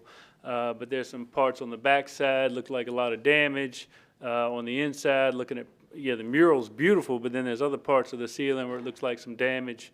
Definitely some work that needs to go into it. So, yeah, it definitely needs some improvements. Okay. Thank you, Colonel. Mr. Chairman, since we're still in the public hearings frame here, we have not moved to the next section. I just got one thing and then a potential motion here. The price, the offer for 3951, approximately 3 acres, has that been? Hasn't been mentioned. I don't have it. I don't know that I have the breakdown with me. Have you got the breakdown? Got it on my phone. What was that again? The price for the actual Well, officer? they gave us three. They gave us what price for the timber? $700,000, I think it was. Tom will tell you Is that what you exactly. No, that was Barrett. I didn't bring that with us. I didn't. It's, yeah, so the Officers Club would be the offer is 240,000. Okay. And then the Barracks was 7. 7, right. That's a letter of intent. Barracks 700,000, yes, sir. And then the 183 acres was 11,000 an acre. 11,000 an acre. 2,013,000. Presuming we have the 183. It's a meets and bounds description. That's right, it'd be a, yeah. And all together was 2,935, wasn't it? Yes. I think that's pretty close. Yes. Now, you can't, the 55 acres where the barracks are was not advertised. They offered a letter of intent. I'd hoped that would be advertised, but it was not. So that's not what we're talking about today. We're talking about the. 183 and the 3. Yeah, just for the E1A specifically, that offer is 240,000. Is that correct? Yes, for the Officers Club. Okay. And again, that's gonna be something that we discussed in the economic. Well, that's what I was development, going to ask y'all, because that is a potential.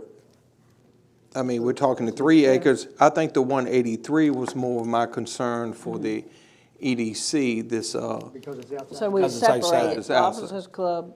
Right. We could perhaps vote. Right. And then we'll hold off on the 183. The officers' club's on the 3 acres. Yes, Right. sir. So, Mr. Chairman, with that, I'd like to move to accept the offer of the 240,000 for 3951 Military Road as explained and advertised in E1A. I'll For the second. 240,000. Whoa. Got a first and a second. Well, it's up for vote now. Go ahead. No, we We can't can discuss it. Yeah, up for discussion, I mean. If there's something wrong with that, I can withdraw the No, it's motion. not nothing wrong with it. I'm just thinking, man. I think. Yeah, I'm thinking fast. Go ahead. Take the vote on it. I see smoke. Mr. Toth. Aye. Ms. Norton. Aye. Aye. Aye. Aye. All right, 5-0. That parcel sold. Approximately 3 acres, 3951 Military Road. Now, my understanding is that you want the EDC to have a discussion. On the 183. Yes, sir. Yes, sir. This is favor, well, not a favor, but listening to our citizens, because there was a lot of discussion over the last 10 days about that land and what could be or what may be. It's been there a very long time, and we've not had any other offers on it. And Mr. Chairman, if, We certainly can have that discussion. I was just going to say, if you need that, since we did hold a public hearing, I just move to defer any decision on Military Road at Darville's Road in Blackstone for the 183 acres represented as E1B. I'll second that. All in favor? Aye. Any opposed? Colonel, me personally strongly encourage you and Tom to make that a community center out there that they can rent and use it. I mean, it's a done deal now. That was where I was, whoa, because I was waiting to I wanted something in writing that y'all was gonna do something, but they like these gentleman agreements, and I like these hand gentleman agreements, those hands. That's why I was the whoa. I was gonna put some attachments to that bad boy, but that's all right. Hey, I trust our military. If we can't trust our armed forces, you don't trust nobody. True. True. That's just the way it is. Thank you, guys. You don't have to stay and listen anymore. No, you don't have to listen to all this stuff. Thank you, guys. Thank all of y'all. January 22nd is that EDC meeting, and the towns are members of that. They can come. Please, y'all attend if you can. Thank you. Thank you. Thank y'all. Thank you, Colonel, and thank you for your service and everything you do. Thank y'all. Merry Christmas to y'all.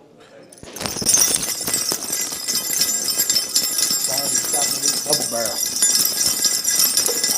Double barrel. It was just bird shot. It stung me, but that's all right. I think we've done good. Things happen for a reason. D2, we're going to have another public hearing.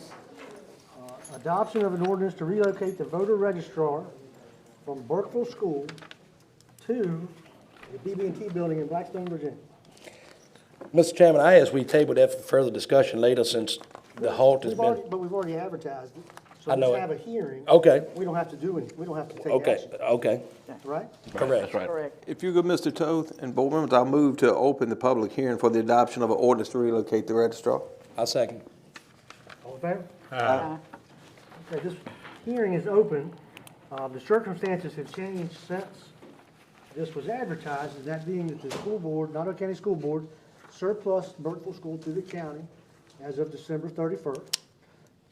We had proceeded as if we were going to be vacate by January 15th. So the county didn't have any choice but to begin the process, which was send a letter to Richmond, advertise, and then set this public hearing. So if anybody has any discussion or wants to make comments about the registrar. Seeing none, I'll take a motion to close the hearing. So move. Second? Second. All in favor? Aye. Board discussion. I don't think there's any need to, Mr. Reynolds, Registrar Reynolds does not want to move. And if the county's gonna own the building, I don't see any need to do anything further. His point is to incur the cost. Well, he's got, I mean, we just have to understand that we've got to work it out in the February meeting as to who's occupying the building, and that it's not gonna be the LRA again. It's gonna be, Right. that's gonna at least cover the expense. That's right. of having it That's right. taken care of.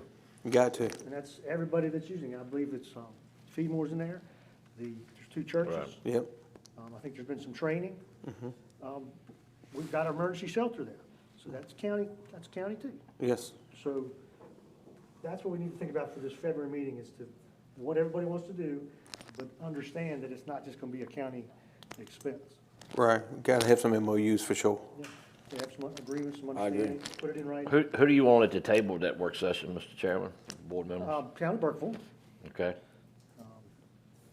Board of Supervisors. That's an easy one. Thank you, John. Help, which is, no, that's not help. Hope.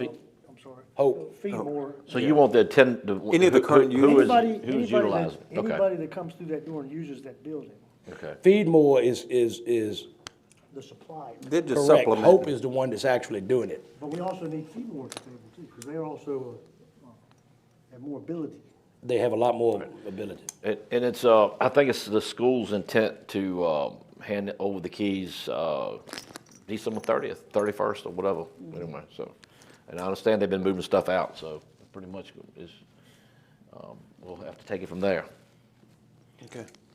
Dr. Martin, if you could start a list of who you know uses the building with a contact number? We have that. You have it, okay. Heather can provide that to you, but just for clarification, it will be surplus on the date that we record the resolution with the county, which will be on December 30th, because that was the date that we stated. In the resolution. Okay. That's right. So it will it's not effectively the become 30th. the county's on December 30th, and I will hand over the keys to Okay. Mr. Bowler. All right. Sorry, We'll have further discussion.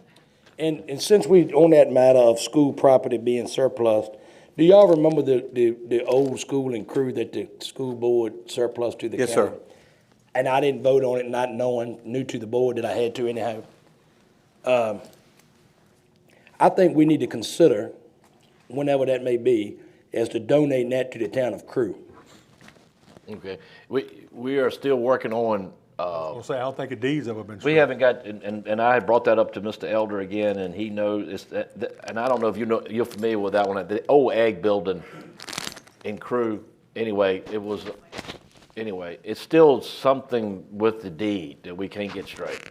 I think all the land, the Galubik Stadium, all of it was included in the deed. In the original And then we gotta figure out how to separate it, but anyway, it's still in their hands. So and if all of it, if Galubik Stadium, and then the county owns it, Galubik, then we need to give that back to the town They too. did actually actually make a mistake with that one originally, That's what but they're trying to fix. yeah.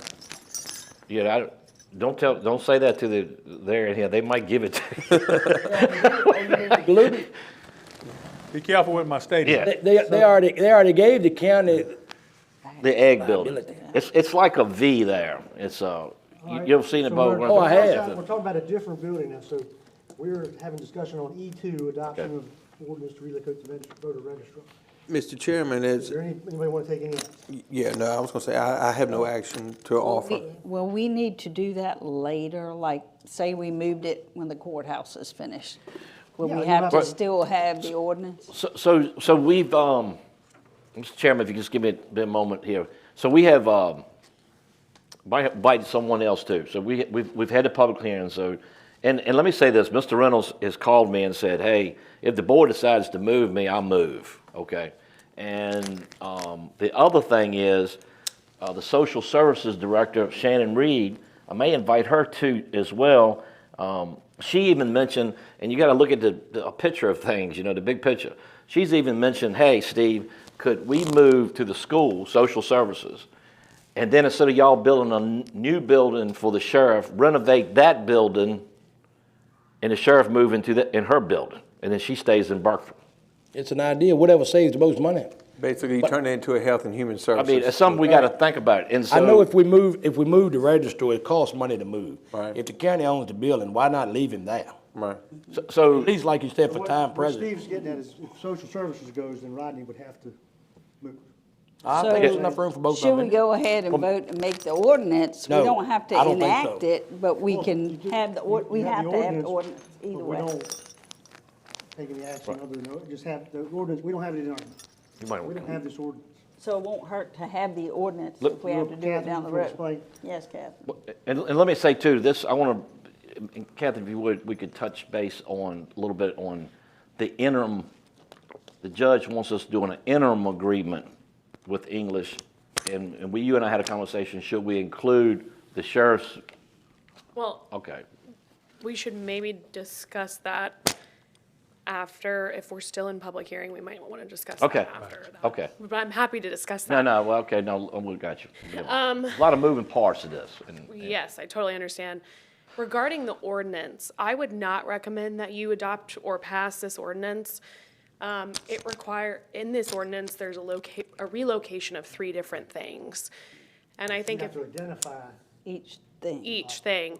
And it's not something I would recommend doing with, so if you guys don't want to do it now, I would just get rid of the ordinance and just say it doesn't pass. You don't have to take a vote on it at all, really. Okay. I don't think so. I don't think If you that's the way think it we was ought to be on the safe side, we'll take a vote on it, not to adopt the ordinance. Is that what you would like us to do? I mean, I think that's I absolutely make fine a if you- motion that we not adopt the ordinance. I think we ought to keep it. The reason being is, we don't know what's gonna happen in the future. And we can always do it then, right? If somebody comes in and says, okay, we're gonna move social services to the school. Right. I don't know whether the registrar could stay in that building or not. What I'm saying to you is, we know we got an ordinance written. Let's let it sit. Just take no action. We'll take Take no no action. action and But at a later she's saying that time. we may need to, Well, I also, these ordinances can always be amended because of the time constraints that we were originally faced with, or what we Right. thought we were faced with. I went ahead and put not only the relocation of the registrar's office, but the absentee precinct, as well as the election precinct for District 1. Right. So those can always be amended because you might want to move one but not the other.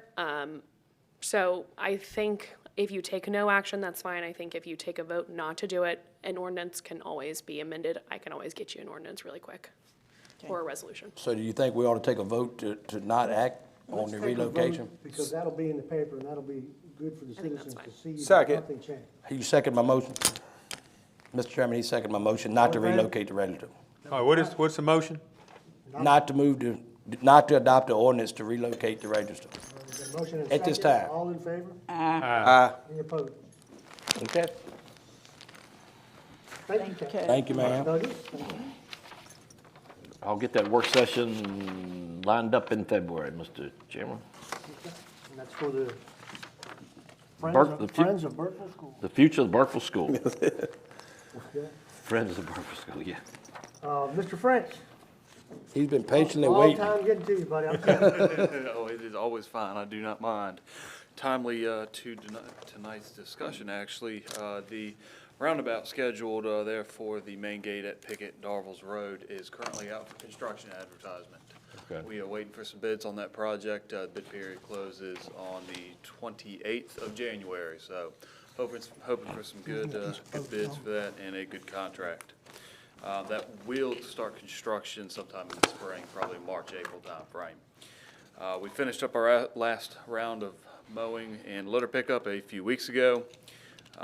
We did some resurfacing on the roads in the Piedmont Geriatric Hospital facility as well. A lot of milling and paving work in there. Those roads had been neglected for some time, and got some much needed work out there. Got some upcoming work. We're looking on doing some patching on westbound 460, fix some bumps and rough spots 460 throughout the county, as well as Route 49. Thank you. Rather than patching 49 and having a Band-Aid, I'm working it into the schedule Cool. to be completely milled and paved over the next couple years. I can't do the whole shot at once because of the budget, but over the next couple years, probably through the next 5 years, we'll see 49 completely resurfaced from Crew all the way. To the falls? Gotcha. I had that on my list. And last but not least, we have been exercising our snow plans and equipment the past couple of weeks. That is all I got for the board. What can I do this evening? I got a question. What's going on 723 at the Mallory Creek? I believe they're preparing to do some bridge work. Okay. I seen all them steel pipes down there. Yeah, I saw the pipes and I saw the earth mover, and I wondered what was going on. I don't know how they got that thing in there like it did. They got it set them over in there, don't they? But I was going to ask about that, and I was also, I had reason to be on Harper Road after the snows. That thing needs some work. It's a dirt road and it needs some help. It was terrible. And I know Chief Shooting, they don't want to go down that road. Hopefully they don't have to. And then I had a citizen call me about McLean Street. And I don't know if that's in the purview of VDOT or not. It starts at the Citizens Bank and goes down to 460 by the motel. That's Agnew, isn't it?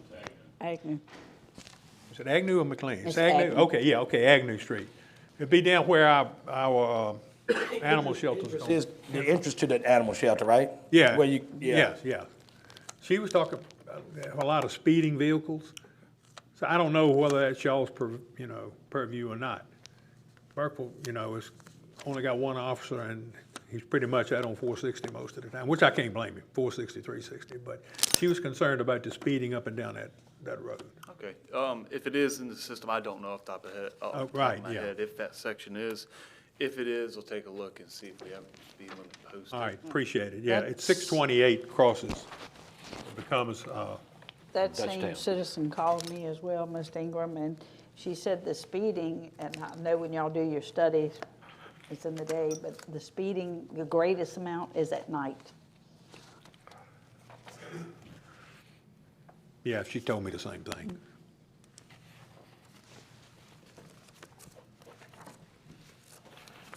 Thank you, sir, and Merry Christmas. Anything else for Mr. French? No, I've got none, sir. All right. Merry Christmas, Mr. French. Thank you for sir. all you To do. you and your family. Thank you for taking care of it. All right. Anything from the landfill? Your report's in the package. Just for a little fun fact, if you go to the back of G2, the very last page, and flip it, Miss Andrea Kelly, with her sense of humor, put a little, put the agenda back in December where y'all approved the landfill solid waste management plan, and y'all heard the other night that DEQ just passed it, and Bo likes to always tell us that government works slow, and you're right, Bo, it took a year for them to approve that plan. But anyway, she put that in there for you, Bo, I think. Thank you, thank you, ma'am. We had a work session the other night, and our landfill had passed all inspections. There were no violations. That's good. All right. Building inspections in your report, Mr. Chairman, animal control as well. They had some donations, and I have no report, and then it would be the Nottoway County School Board would be next. Dr. Moore. Good evening, Mr. Chairman, members of the board, and Mr. Bowen. So I just have a few highlights this evening to share with you. So I have to say, and I continue to say, we have an amazing staff, students, families, and a community that are surrounding our schools. We are working very hard to showcase what we have going on in the school division.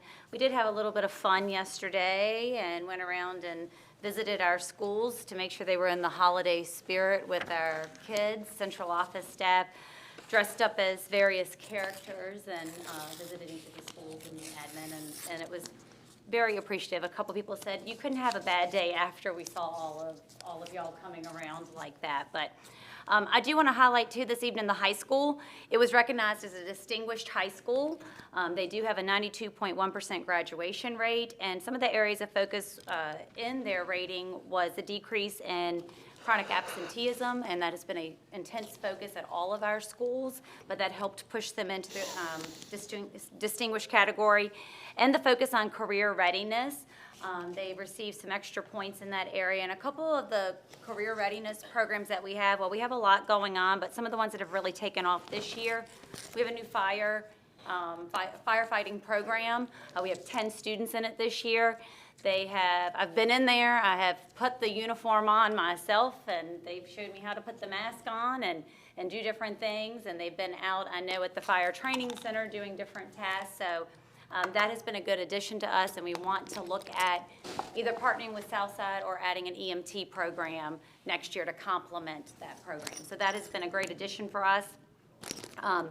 We also have our NJROTC program that has really taken off again. We have two phenomenal individuals running it, Chief Lynn and Senior Chief Perrin. They both do a good job of making sure our students are participating in community activities and to ensure the success and building of that program. And one of the programs we were able to bring back was our animal science program, and so, which has been good because we have I will say doggy daycare in there sometimes where people can sign up, and as long as they meet the requirements, the animal has had their vaccinations and all of those things, the animal can come in and the students learn how to take care of small animals. So some of the hands-on opportunities that we have in the school division, which has been good.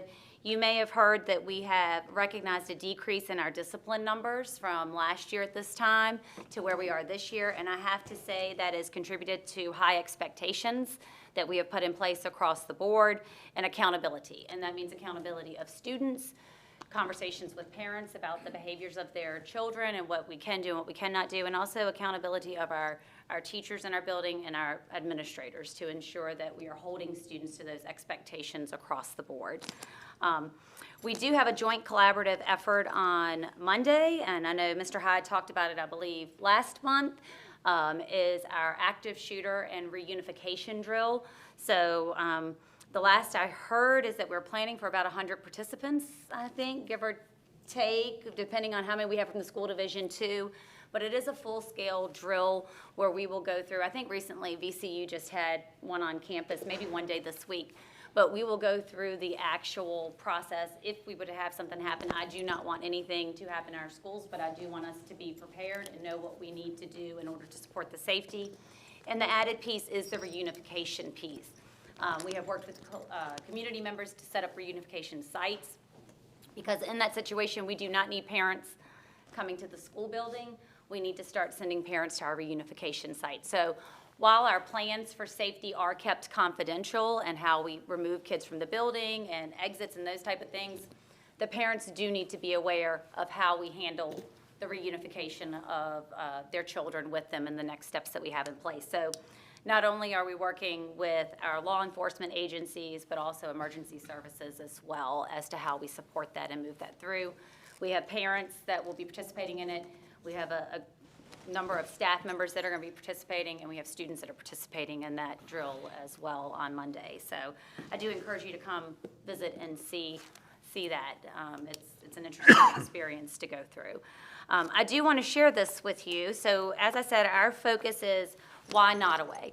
So whether it's economic development, whether it is community members that are making a choice as to where to send their schools, our goal is to really highlight the positive things that Nottoway County schools bring. So we're starting to distribute these, and there's more than enough. They're all the same thing, but I encourage you to take one, and then Mr. Bowen, if there's ones that you can leave in y'all's office up Will there, do. people come in. Okay. It really does highlight the successes that we have seen, the opportunities that we have for students across the division, the opportunity to earn dual enrollment credit, trade programs that we've partnered with. So there's a lot going on in our schools, and people should know the great things that are offered to our students in the community that we have.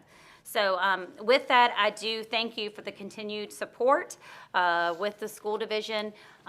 Sorry we did not meet on the 8th. We had a snow day. It was a snow day. A big snow day. Quite a few snow days, and as I shared with the board last week, we don't take those decisions lightly when we want to talk about safety of students and staff and making the best decision. Ms. Meyer and I were out there with the custodians and maintenance, shoveling snow with them as well, trying to get our sidewalks cleared and stuff. But we do appreciate the continued support that we have with the Board of Supervisors. I do have a question. When we went on the tours, you have some students that was alternate school. They would come in after hours, Yes.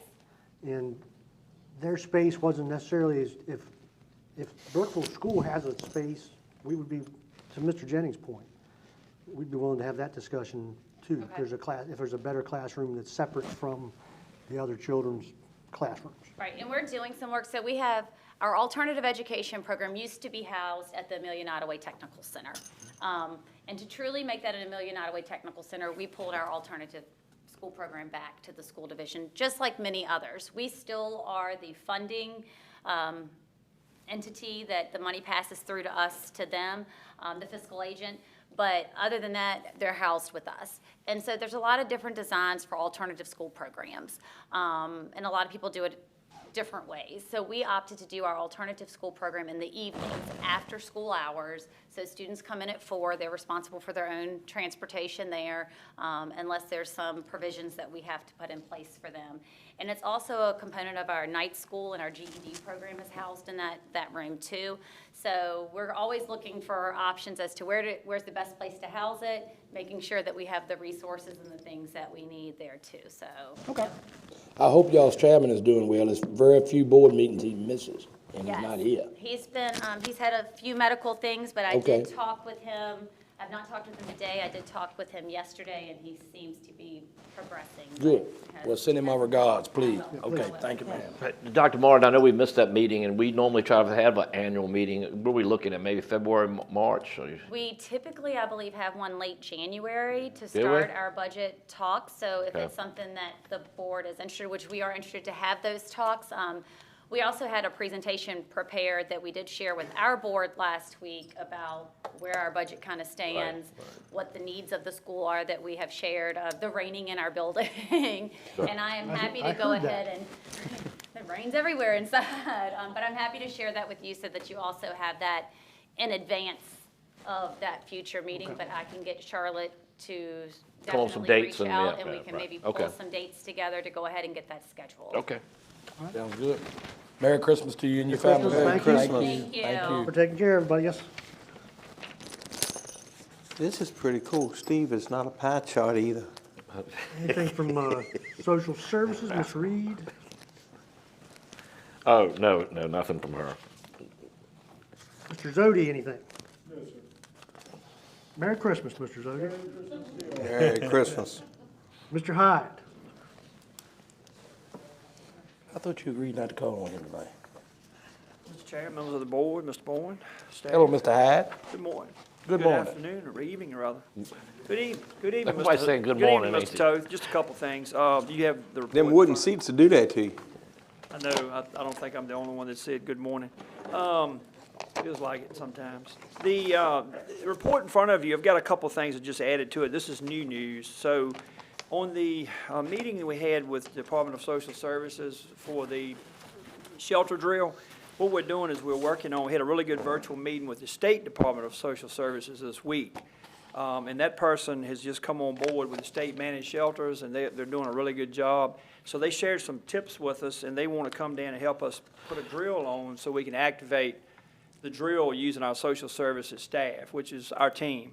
And typically with volunteers like people, people like Chuck Arneson, the different groups that come in and help supplement social services, we're going to bring all of them to the table. Now, our preference is always at Burkeville School, because that is not a disruption to school operations during the week, and we're going to be having this drill during the week. So what we'll normally do is, just come in there and do the shelter activation like it's the real deal. And as you know, those gyms are pretty much identical. So doing it in Burkeville at the school has always been something. We've had good success down there. We had some mass casualty drills there a couple of years ago at the Burkeville school. But what we're going to do this time is we're bringing in not only the Givens, which is Nottoway Public Schools, the Sheriff's Office, Department of Social Services with Ms. Reed. She's a team player with us. But we'd like to bring in Crossroads Community Services Board this time.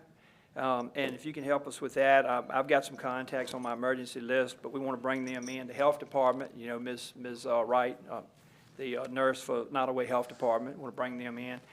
Fire and EMS always, and then of course animal control, because there's always questions about service dogs or pets. And they're two different categories. So what we're doing is we're looking at new regulations, we're looking at new procedures in crisis counseling, which is where Community Services Board comes in, and also shelter security, which the sheriff usually provides, medical services, and those pet and service animal guidelines, guidelines. What do we do and what do we not do? And we're also going to talk about, keeping people's medicines, going over all these things with the state liaison, so that's what we're doing. And that's going to be February 9th is our planning meeting, and we're looking at having that drill in late March, just for your timelines. And you'll be welcome to come out there to watch, and I'll let you know as we get closer to that date. The next thing, obviously you all know we went down to the Kenwood factory that's making our new radio system. Several of us went down and provided, I want the public to know, we went through field simulations and we approved steps on the system as they passed the test. They passed all the tests. It was a real learning process for all of us, and I will say that I'm really tickled with what we saw, and all of us were, with what we saw with the new dispatch equipment.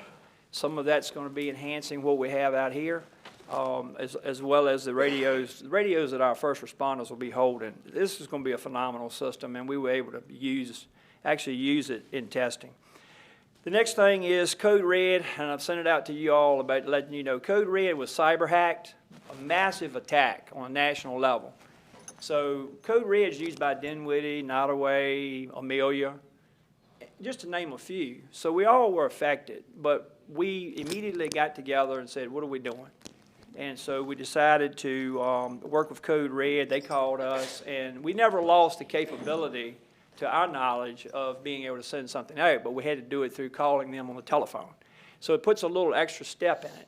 But what we're doing as of December the 8th, on December the 8th, so we're 10 days in now, we're rebuilding it back.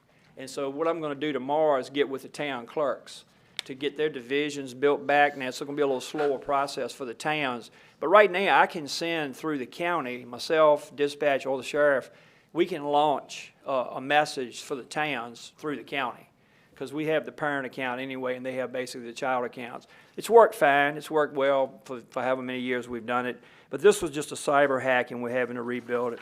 The next thing is just updated notes. I want you to know that I want to give a shout out, first of all, to all the local fire and EMS departments, and you know who they all are in Nottoway County, and also our mutual aid departments that helped on the recent fire of the church at Mount Nebo. Obviously, Lunenburg helped out tremendously, but our departments within our county did great work on all the calls over the cold weather. We had a tractor-trailer fire on Church Street a couple mornings ago. Very cold. We were spraying water there, and we were creating an ice rink. We had to actually get the town of Blackstone down to lay sand down. People ask me today, well, why was the sand there? Was it a hazmat? No, it was not. That was so we could walk. I mean, we literally made an ice rink down there, putting the tractor trailer out. Kudos to all the fire departments in our county. And also, we are working on a budget already. We're working on the FY '27 budget. We went on and got in the chute early. As soon as Ms. Presley sent her the paperwork, we were able to relay that paperwork to the fire departments and the EMS agencies. They have it. We've already started talking. They're looking at loading their numbers in. We want to talk to you about the capital improvement plan section of the budget. We want to look at that fleet replacement document that we created back a couple years ago that all of you have seen, and find a way to move some of those numbers over to the new documents for budget planning. And then have lots of training lined up. We have 4 students right now, just an update, 4 Nottoway students are in the Cambridge EMT class. They're going to finish in January, so we're hoping to put 4 more EMTs on the street. Good job on that with the Cambridge group. Also, we've got an instructor class coming up. Burkeville's hosting an incident safety officer class. Burkeville's also going to host a firefighter 2 in April and May. We're going to do a land search and rescue class. You know, we've had a lot of missing, lately. We've had some every year since I've been here. We have 1 or 2 a year of a missing child. So we're doing a land search and rescue put on by the state. Don't have a definite date, but it's looking at somewhere around February and March with practicals in the field in April when the weather's good. And then we're looking at vehicle extrication and hazmat classes. And last but not least, it's time for another Norfolk Southern class. They came in a couple years ago, did a super job. We're going to have a safety and response class, just a refresher. And then also animal rescue class. I don't know if you saw recently on Facebook where there was a rollover of a horse trailer. And I don't remember what county it was, but it was out there on Facebook. And so what we're looking, and I talked to Mr. Toth, and he and I both have traded some ideas, and we want to get him involved.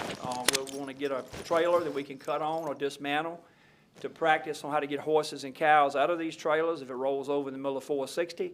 We definitely have the traffic because he has a market on Wednesdays, and we have traffic coming from all counties.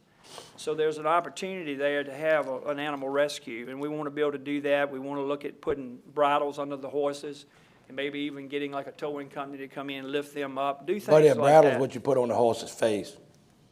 Do what, sir? The bridle you put on the horse's face. I'm sorry. What am I? We're going to say lift. The carrying device, the lift. I'm sorry. I'm just picking on you. Bridle. Everything sounds great, Mr. But we'll Hyde. grab the reins. We'll grab the reins. He can't talk right. horse We talk. can grab the reins.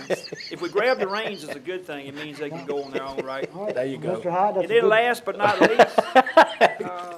but not least, I would like to wish you a very Merry Christmas. We would love to wish you a very Merry Christmas too. Merry Christmas, Mr. Hyde. Okay. You Merry did a great Christmas. job for us. We appreciate this. Thank you for keeping us Very safe. informative. Last 10 days been tough out there. Hey, I hope y'all behaved in Texas with Steve. thank you for bearing with me. We got a lot of moving parts. You know that. Yes, we do. Okay.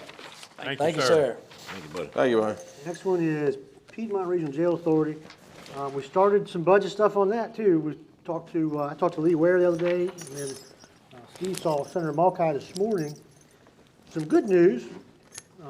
For last year, so in '25, the jail cost us about $490,000.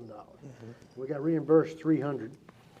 So then we had the superintendent contact our prosecutor. We talked to our prosecutor about length of stay. We talked about who goes to Piedmont Regional Jail. So right now, our projection for '26 is $290,000. So it's a savings of $200,000 That's wonderful. projection. Now, of course, if they get in an altercation up there, then some of them more might go. So they're working at both sides.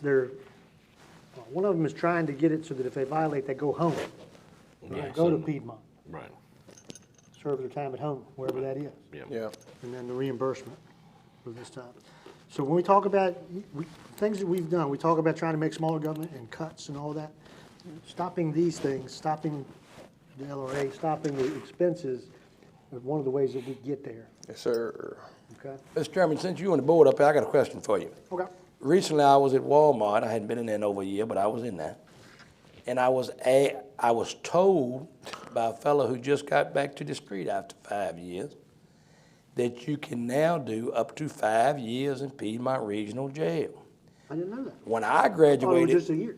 when I graduated from up there, you could do up to 18 months. I didn't get 18 months, but you could.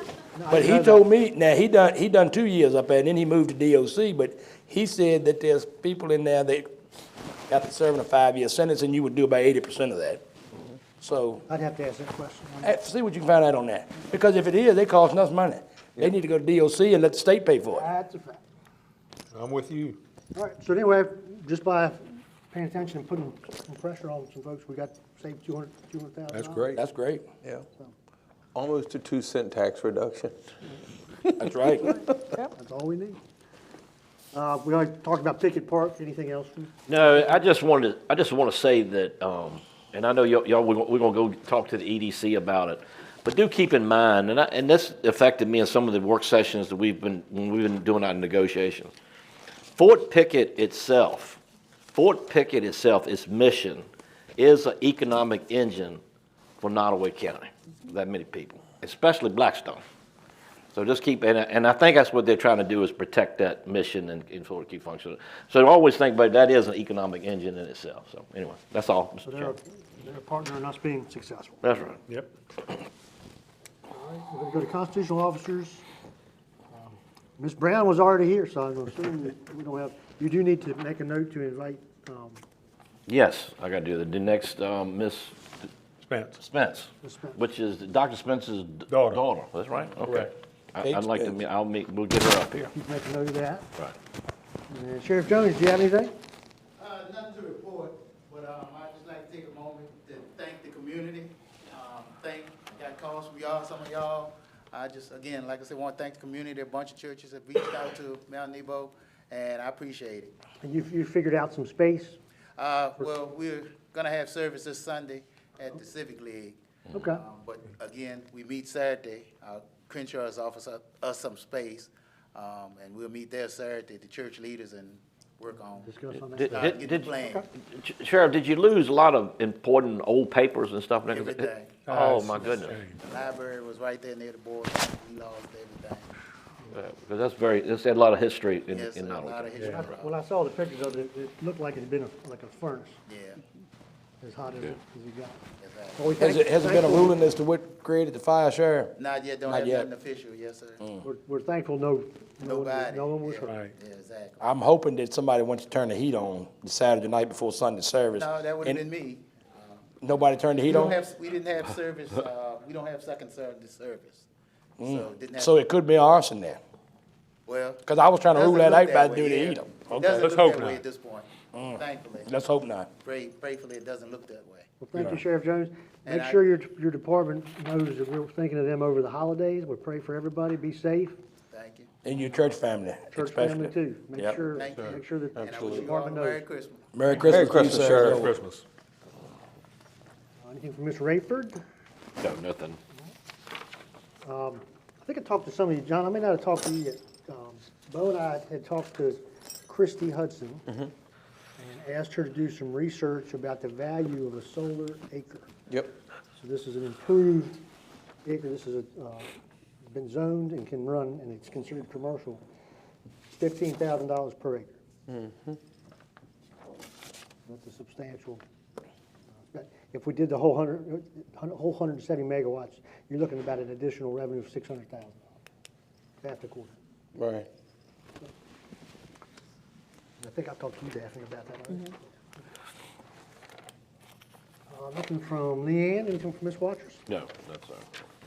Any ongoing project committee reports under unfinished business?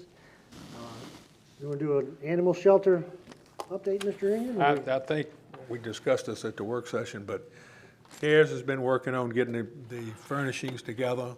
They purchased some of them, and the vendors have been holding them, and of course, the county's getting Got some of power them. on? Yes, got power on, yep. Yeah. You got heat.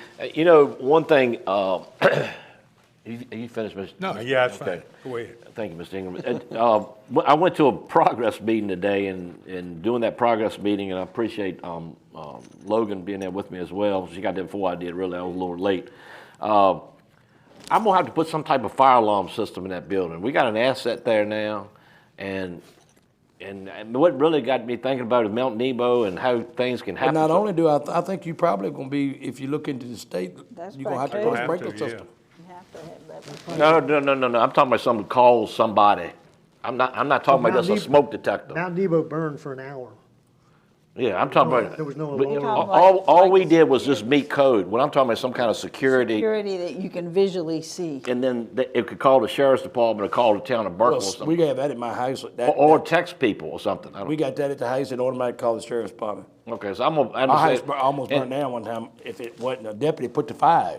And the other. And where the hot water heater was, the deputy put the fire. Right.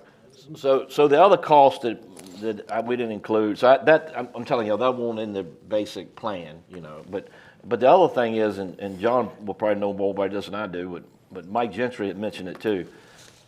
The CARES group is paying for a 6-inch line all the way down to the town of Burkeville, you know, down that road, okay? Sewage lines. Sewage lines, thank you, Dickie. So, what we think we should do, if we do have a possibility of economic growth on our property, is take a 8-inch line up to that property and a 6-inch line from the animal shelter. You with me? Just to make sure we got a capacity there. You talked about 4 and 6 earlier, now you're talking about 6 and 8. Yeah, I was wondering the same thing. Well, I wrote 6 and 8 when I talked to them. But it's 2 inches bigger. 2 inches bigger. Right. At the county's expense. I agree with that. If Right. we're gonna get a business out of it and get tax revenue. Exactly. Right. Yeah, that's I think a that's a good simple. idea. I think, so just that, I just want to throw that, so my numbers they're gonna go up a little bit, but anyway. Put it in the ground once. Yeah, that's right. Be a whole Okay. lot cheaper on it. Yes. That's right. That's all I have on that. Okay, We plan to, hopefully, they're gonna be finished in January, end of January. Logan, is that right? Yeah, okay, January. Yeah, I rode up there Any word from- yesterday, looked at it. any word from River Street? Yeah, they're moving. They're rolling. Moving? Yeah, they are rolling. Very good, But- thank you, sir. Public Safety Radio Council. We heard about that, or y'all went to Yes. Texas? It was Yeah. wonderful. It was Yes. great, okay. Courthouse PPEA update, this is Administrator Bowen, this is, you addressed that off already? We're doing Well, an interim agreement with English? Yeah, and then my lawyer told me to be quiet, so I stopped talking. All right, then we'll be quiet. No. What do we need to do on that? I need to get approval from the board to do this, right? Not Yeah. necessarily, but Okay. it's probably good to discuss it. So I think we've mentioned this last time, or we talked about it in the work session at least, I believe. The Commonwealth Attorney has requested some schematic drawings, basically from, When you say Commonwealth Attorney. The this is- Commonwealth's attorney. This is state of Virginia. This State. is yes. Our this- local. The judge's Yes, attorney. the judge's attorney is a better way to put it, excuse me. They have requested some schematic drawings, and it would be in the county's interest to enter into an interim agreement, which is what we call basically just a preliminary agreement, with English and Mosley to provide those schematic drawings so we can get those to the judge's attorney. And as part of that, I think is what you were initially asking me, Steve, was basically as part of this interim agreement, the question was posed whether we want that to include not only the courthouse complex, but whether we would want that to include schematic drawings for the sheriff's department as well. I think just for Bo's opinion, I definitely looking to do something, but now it's been discussion of the social services, maybe could go up there and the sheriff going over yonder. Just to meet the Commonwealth's attorney, we should do just the courthouse. I agree. Because he has nothing to do with the sheriff's office anyway. Well, and that's what Steve and I discussed a little bit, and so We have new information now with Burkeville. That's exactly right. But plus, he don't have anything to do with the sheriff's office. We just got to do it to meet his requirement. It would, yeah, and the only reason it was presented to me essentially is that Mosley would get it all done at once, basically, but that is by no means necessary, because really this would be, the interim agreement would be for the benefit of the judge's attorney, and for you guys as well, just to really get in the nitty-gritty and see what we're getting. Right. So, but yes, I can pass that on to Alex if that's what you guys want me to do, that we don't want Yes. that. Just meet the request for the courthouse. Perfect. Okay, great, thank you. Thank you. Thank you, ma'am. All right, next is letter E, I-E, and this is for any committee report updates. I already talked about the jail, so I don't really have anything. Crossroads is doing fine. Only thing I got is, I want to, and I'd rather not do it publicly, but I feel like we need to have a discussion about the effectiveness of the executive committee that you and I sit on. Mm-hmm. And Yep, I agree. I think we have a. And we can do that Which amongst committee us. is that? Which one you talking? We can do that amongst us. Oh, okay. Yeah. Was it Yeah. Nottoway Emergency Squad? Okay, gotcha. All right. All right, and I would like to comment on behalf of the Finance Committee, and I didn't ask Mr. Ingram, he's on that. And I don't want to steal Bowen's thunder, but we have received our county audit, and it was good. It was good. And I feel like Steve may address that at a later time, but I could not let it pass at the end of the year. Being a part of this committee has been monumentally hard, but we couldn't have done it without the collective, cohesive unit that we have between Christy Hudson, Tammy Rayford, Logan Presley, Mr. Ingram, myself, Mr. Bowen, and last but not least, Andrea, who always scurries around and gets us everything we need last minute. We are making great strides, and I'll let Bowen, or we may share the full document later, but it was good. It was showing positive strides in the right direction, so I want to thank everybody involved on that committee. all right, we've talked about the Burkeville School property. Does anybody have anything else under new business? We mentioned we're going to set up a work session for February with all occupants. Yep. So Dr. Barton's going to provide us the list and contact information. Yes. Is that roof still leaking over there, Mr. Bowen, in the registrar's office? I'm hoping that as a goodwill gesture that the school board's going to repair the roof and cut grass for us. So that's what I'm hoping for. He does have a 5-gallon bucket. It's a goodwill gesture, but for some reason I don't feel the love. Do you? I looked up to see if anything was coming flying up here. When you send that list, can you send what rent each It one of does those leak. people are paying, each one of those entities are paying, so I don't we'll think- know? Yes. Appreciate it. I would like to add for Mr. Bowen, we did just pay the propane tank fill-up bill. Oh, okay. Thank you. Is that going to be on the HUD one? The closing payment? If you, unless you send that over. All right. We'll cut the grass for the month of Well, January.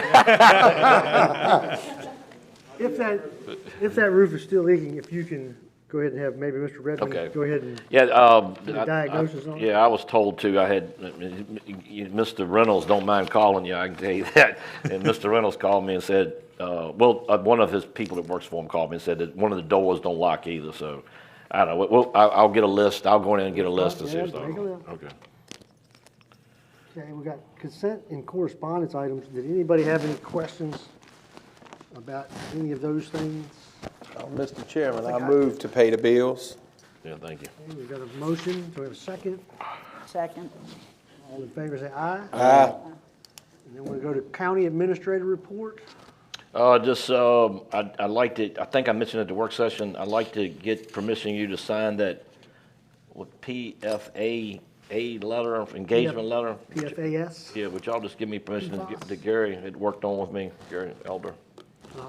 You like a motion? Yes, sir, if you But would. you need to be more specific what the PFAS is for the citizens and for BOTO. It's forever chemicals that lay in I our don't know. soil. And it's related to firefighting, it's related to different building materials. In Maine, it was related to biosolids being spread from cities that had that problem, so the soil itself was contaminated. You'd already told me, I'm just for the public. Okay. Yeah, and me being a farmer, I already knew it. You knew that. You knew about that. For the heavy metal, right. PFAS, and there's different kinds of them, but. And there may be some grant funds to cover all this. And there's Study and an ongoing Lawsuit. class action lawsuit. Right. So we need to be involved. We actually received something, if we sell that land, if we do sell the land to Warburton Group, they gotta check out the property too, with PFAs, from what I was told. Military base is one of the places that. Yeah. That they find from World War II. Well, Mr. Chairman, I move to allow the county administrator to sign the documentation for the PFAs. Thank you. I'll second second that. All in favor? Aye. Any opposed? Okay. All right, the other thing I'd like to just tell you a little bit, Burkeville's moving forward with a boundary line adjustment. We got to just make sure that process is done like it's supposed to, and I had a quick conversation with the mayor today, but some more emails that came out since I've had that conversation, so I need to work on that before it gets in front of you to make sure we're straight. I would like you to consider, after we're getting close, to give me permission to sign a contract with a person for the bowling alley to lease to purchase. If y'all would think about that, I'd like to get it now so I can get it moving, but we haven't got it approved yet, but once our lawyer approves it and you're fine with it, I don't want to keep waiting until. No, I think we've all had long discussions about it. Right. So would somebody make a motion? I'll make a motion to give the authority to the county administrator to sign on behalf of the county on the bowling alley contracts and legal documentation. Second. All in favor? Aye. Mr. Bowling, please go take a video of the interior of the bowling alley. That's already been done, sir. All right, thank you. Okay. And I've always been told, I found out yesterday, that the exhaust fan was even taken out. Yes. They stole it, Yeah. well, they borrowed They it. stole the hood. They borrowed it, they ain't bringing it back. The last thing, that the last thing I want to just bring up is a possibility I'm going for the good hard gesture again. Is it a possibility that you allow, and this came from social services who said to me to mention it, and I think it'd be nice, would y'all allow the county office to be closed for the whole day of Christmas Eve, and not just a half a day? I would. I would too. I so move. You give me Second. permission?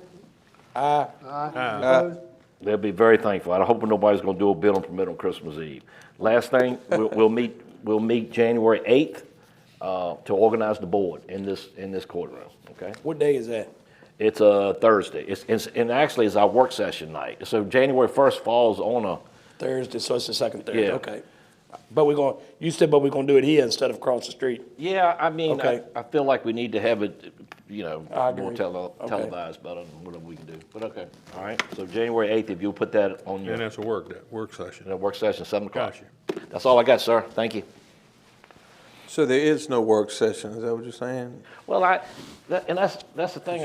Because you got five Thursdays. I got to organize it. Maybe we can talk a little bit more about the property you heard tonight. Maybe I'll see if I can set up an agenda and some other things. It ain't going to take us all night to organize organize the the meeting bowl. and then have a couple topics. Yeah, we got some topics. So yeah, I'll get something together, Mr. Roy. Gotta keep this moving. Well, because I got you a couple of tops. I'll Okay. let you know in a minute. I understand. If you let it slow down, it'll quit. Okay, that's all I got. All right, we'll go with comments from members of the board. Vice Chairman Norton. Since this is the last meeting of this year, it's been a tremendously challenging year, as you all know, but we're making positive strides, and we will continue to fight for the citizens in this seemingly uphill battle, but we will continue to put the citizens' best interests first, and that's my goal as I serve. And I would like to say Merry Christmas to each and every one of you as we enter into this holiday season, but also remember those that this season may not be so joyous. But it's a pleasure and a humble pleasure to serve the people of our community, and I appreciate working with each and every one of you, and we will persevere. Mr. Ingram. I was under strict orders not to say anything tonight. Okay. Mr. Roy. No, I got to say one thing. I thought your wife told you that. I think, yeah, absolutely. You better not say anything. When I walked out the door, don't you say anything tonight. Anyway, He messed that up. she's told me that several times, and I always mess up. But anyway, I want to wish everybody a Merry Christmas. And I agree with Ms. Norton. We've had a hard road to hoe, but hey, we're working on it. And I appreciate everything that everybody does to help. And, I can't say enough about emergency services and fire departments and all that. I wish them all a Merry Christmas. I hope they don't have to do anything over this holiday. And I'll finish with this. This is what I used to tell my students when they leave on the last day of Christmas break. I'd say, I'll see y'all next year. They look at me like, what are you talking about? But anyway, I'll see y'all next year. Good Lord willing. Mr. Roy.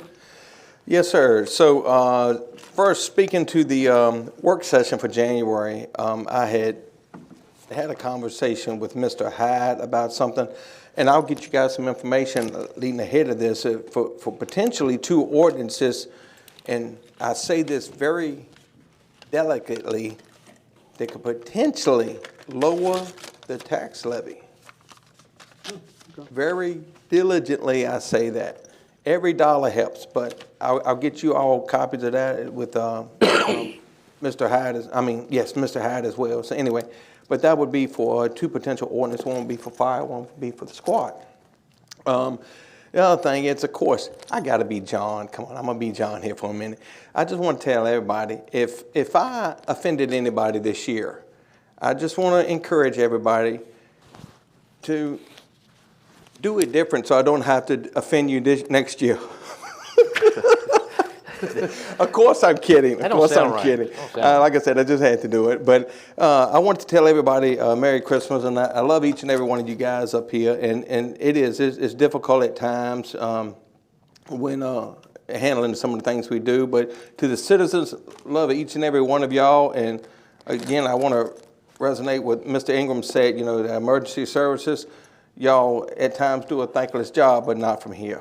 We all thank you and very appreciative of you. And Bill, thank you, sir, for being the chairman this year. Thank you, man. You're welcome. I think you've done a phenomenal job. A few extra tasks, but I've enjoyed being on the board. So. And Merry Christmas to all. Merry Christmas, everyone. And all a good night. Mr. Toth. Yes, we and all a good night. Now, Nebo Church, we've already talked about them, but our prayers and hearts go out to that. That's a tragic thing. It happened to Rocky Hill Church. That's right. Not so awful long ago, really. That was just 10 years, maybe 10 years. Yeah, maybe 10 years ago. So it's terrible. It's a terrible fire, as you know, Mr. Ingram, is life experience, and if you've never had one, it's terrible. So if you haven't had one, you really don't know how it feels. And I have not had a high structural fire. Hope you don't. I pray to God I don't. We're moving forward in the county, and I'd like to thank all the emergency services, personnel, fire, EMS, sheriff's department, all the county offices, and I hope everybody gets plenty of swag this holiday season. But I intend to. Now, if you Google that word swag, you better tell me, John. I already know what it is. It's not an acronym. Mr. Chairman, what you got? Well, I've got a goal, and you guys will help me get there. I want to somehow stack enough cash in the bank. Not necessarily my bank, John, any bank. The best offer that when we get into a final number for this courthouse and we're going to borrow money, that we've got an investment account that's going to pay a large majority of the interest. And that's talking to the solar people, that's talking about the land that we talked to. And I'm not, as far as Ward Burton buying that 183 acres, if the town wants to come in and say, well, we want that piece, I still want the $2 million. Oh, absolutely. Whether it comes from town of Blackstone, Ward Burton, whoever. I want it on the tax roll. I want it on tax roll, and I want every nickel that we can get for our citizens, because we have a place to put it. That's right. We can put it in an interest-bearing account and help. Service debt with it. Service debt with it. Yeah. When we talk about the solar that's going to be coming, Ampliform's coming. When you talk, well, I didn't say my disclosure, but talking about solar, not mentioning that one. With Christie telling us that acre is going to be $15,000 an acre, if we get our whole 1,700 acres in, that's going to be about $600,000 in additional revenue. And that's